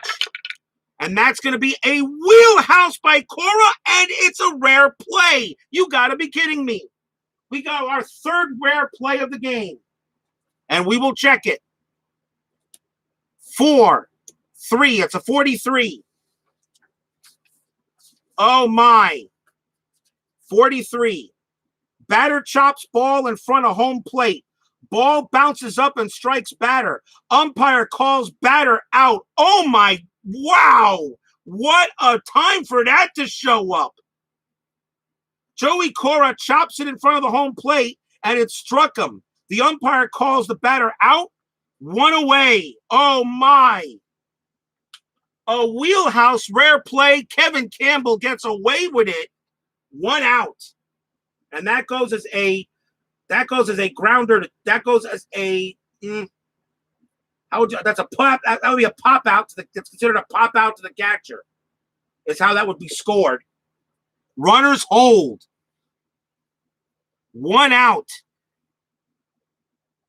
And now the batter is Frank Thomas.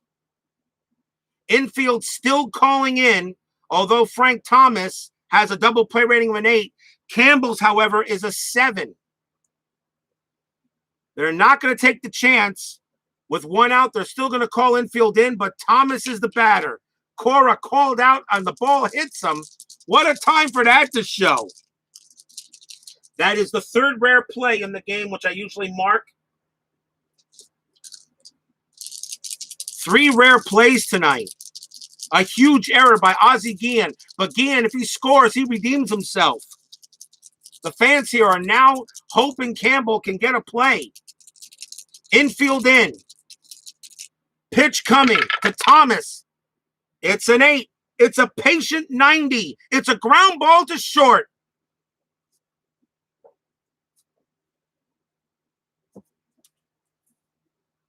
It's a ground ball to short. Guillen goes home. Runner on third, out at home, batter safe. Guillen is thrown out at the plate, trying to score 2 outs. A grounder to short on an 8, 90, and Guillen is out. 2 outs now. Can anything more crazy happen in this game tonight? Runners at first and second, now 2 outs. Infield will be normal for Julio Franco.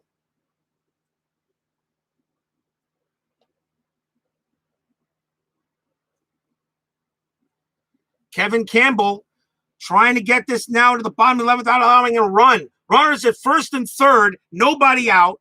Pop out to the catcher on a rare play off of Cora, 1 out. Then Thomas grounds out into an infield in ground out play at home, 2 down. Now it's up to Franco. Kevin Campbell getting ready to see what he can do it. Raines will score on a single. Thomas will score on a double. Julio Franco.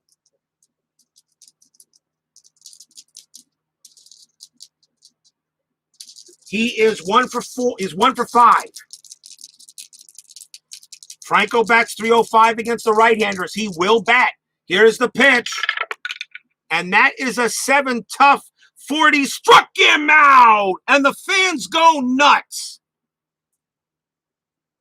Runners at first and third. Nobody out. Kevin Campbell gets out of it. We go to the bottom of the 11th, still tied at 4. Strikeout on Julio Franco.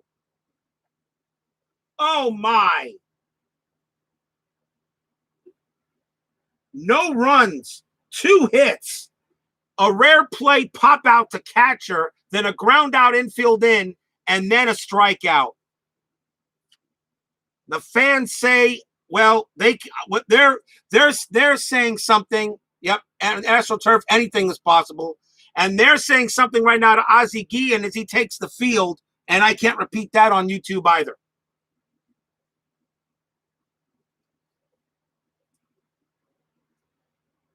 We go to the bottom of the 11th inning. Still tied at 4. Jose De Leon will come up. And leading off for the Twins is Kirby Puckett. And he's 0 for 4. He is due.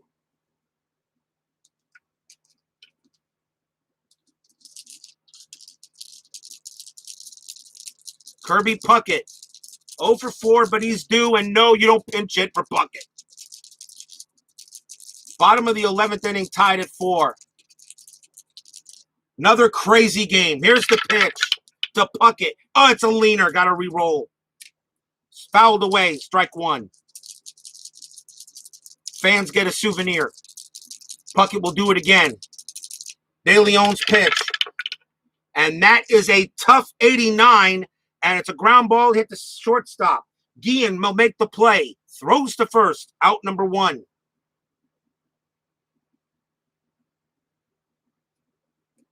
And that will bring up Kent Hrbek.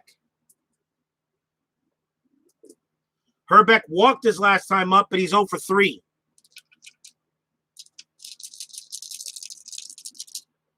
Here's the pitch. That's another tough 75. Fly ball center field. And coming under that is going to be Lance Johnson. He'll get to that one. 2 outs.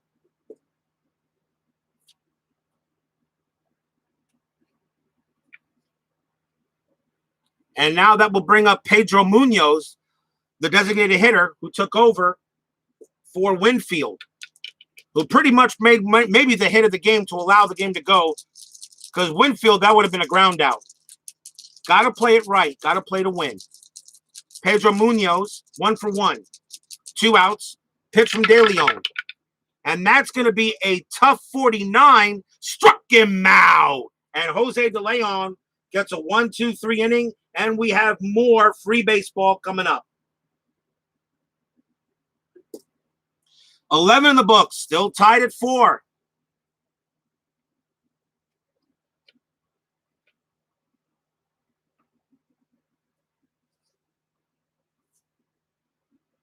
Timeout.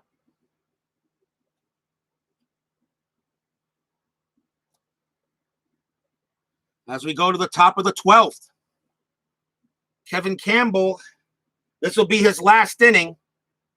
He's in his fatigue inning right now. This is his last inning. He can go.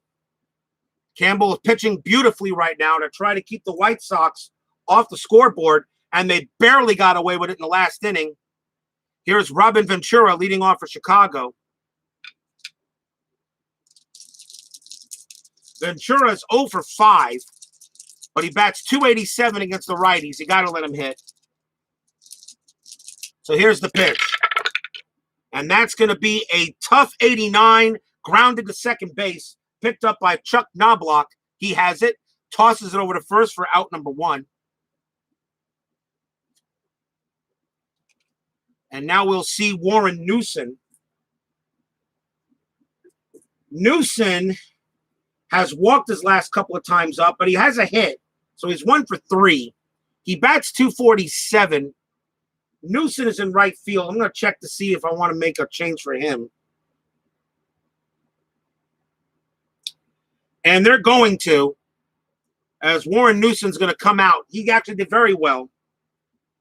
But Darren Jackson's going to take over in right for Newson.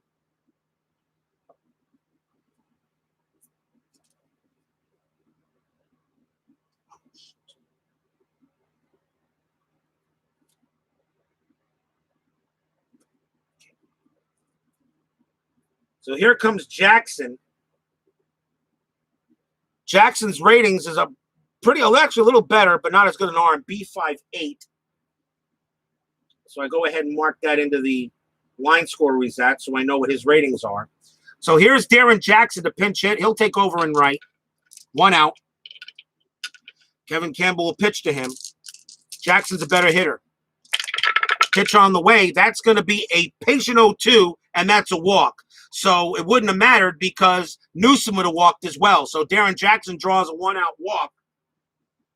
That would have been the 3rd time he walked. But now Jackson's there, and the batter is Lance Johnson. Jackson's steal ratings of 4B. 8 on the board, will not run.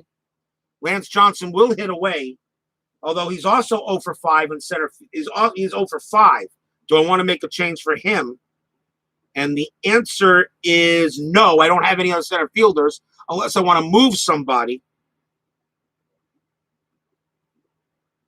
But I think I'm going to just keep it as it is. You might want to save another batter for someone else. So here's Darren Jackson on first. Lance Johnson will bat. 1 out. Pitch on the way. And that's going to be an 11. That's a ballpark 03 wheelhouse. Wheelhouse 70. And it's a ground ball to short. And on 11, Darren Jackson will make it to second. Johnson's thrown out at first. 2 outs.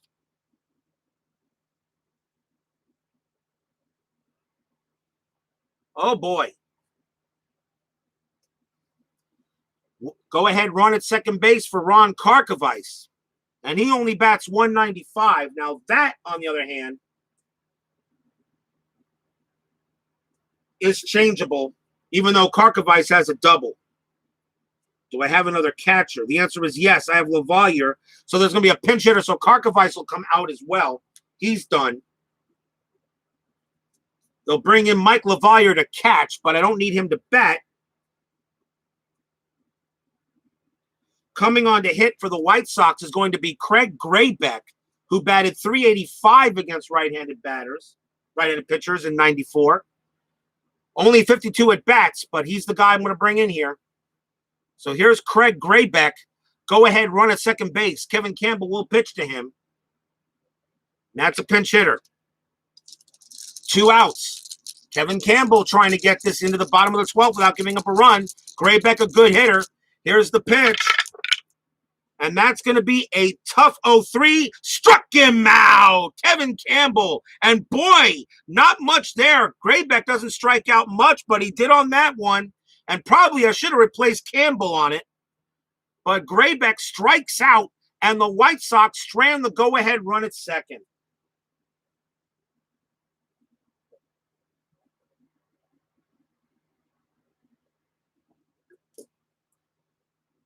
Timeout.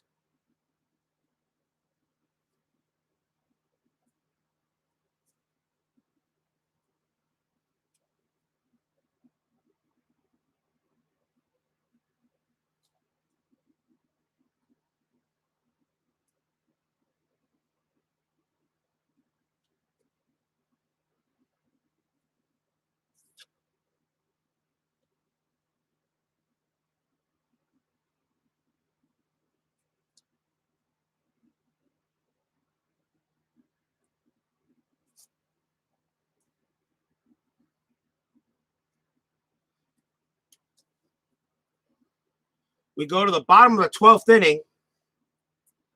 Shane Mack is the batter for Minnesota.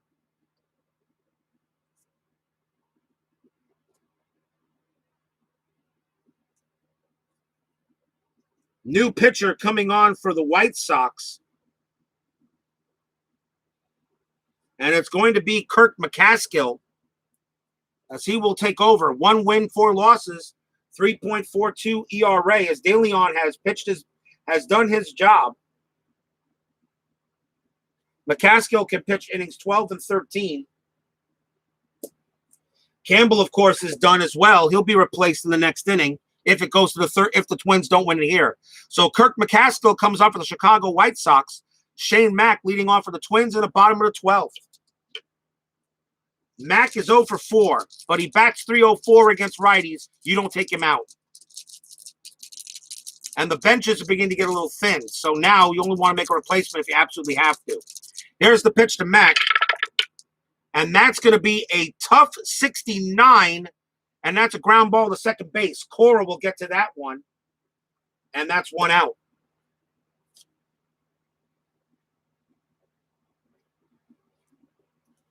Next batter will be Scott Leyes.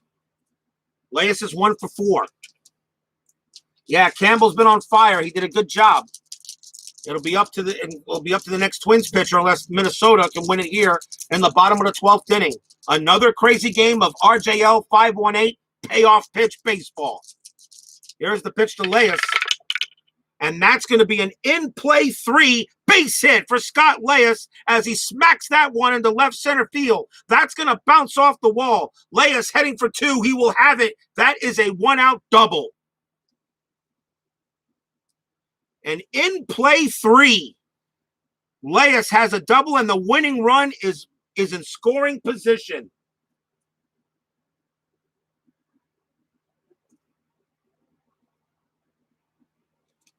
And the batter for Minnesota is Matt Wahlbeck, who walked his last time up.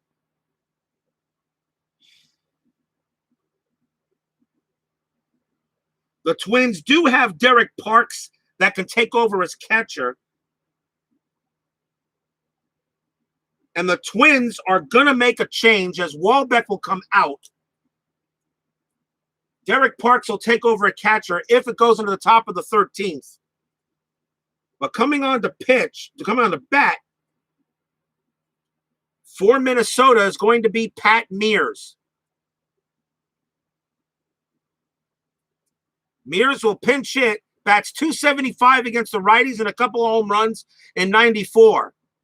Mears is definitely the better hitter here against Kirk McCaskill. 1 out. Scott Leyes on at second.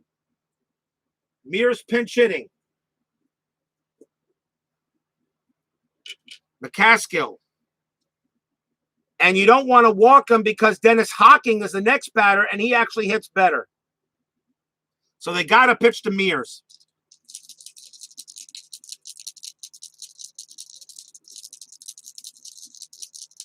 But then again, you do force a double play. Let me check Hocking's double play rating.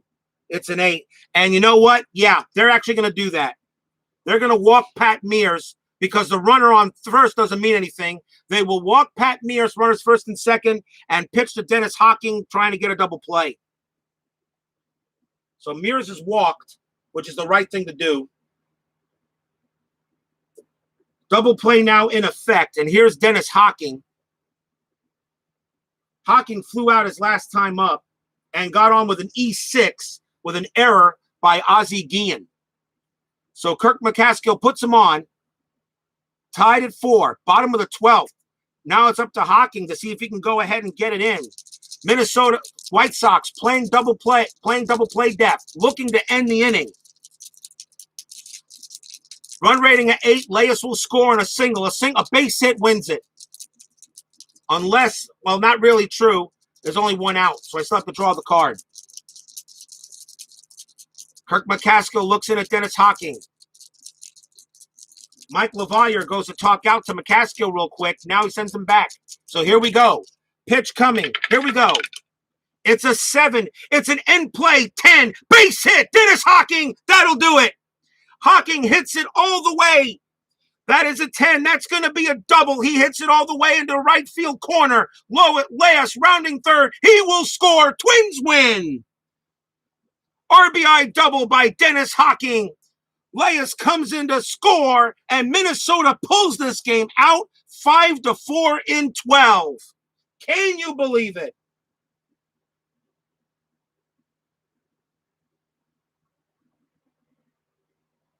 Even though doesn't have to roll for Mears, it doesn't matter. 5-4.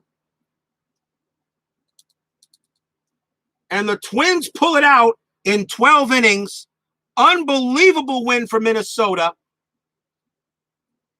As Dennis Hocking gets a huge RBI double to score Scott Leyes. And they tie this series up 1-1 between these two, which sets up a huge rubber game for tomorrow between the White Sox and Twins.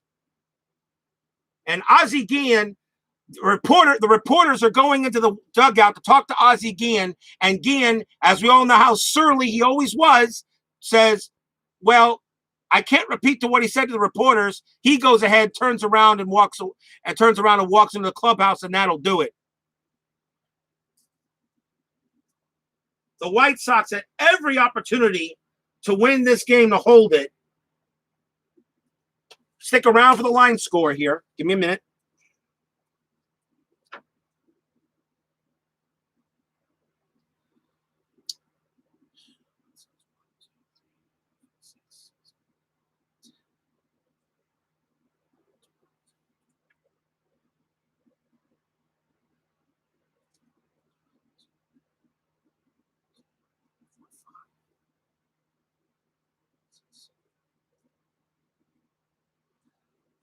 Here's the line score, and it's wacky.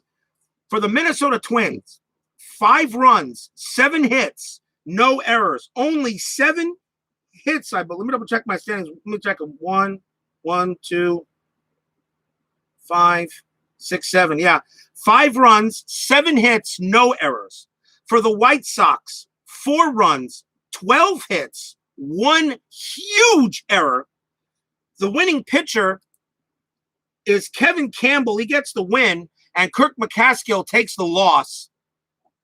But the real loss definitely went to Ozzie Guillen on a rare play error that absolutely should have ended the game, possibly, although it would have been only the first out. But unbelievable. What a win for the Twins. And with that win, the Twins get back to 500. They're back to 500, and now only trail the White Sox by they're still 7 games back, but they still have a hope with the Kansas City. They still have a hope. If they had lost this game, they would have went to 9 games out behind second place, and that really probably would have done it. Twins are still on life support, but they do get a big win, and we'll see if they take it later into the season.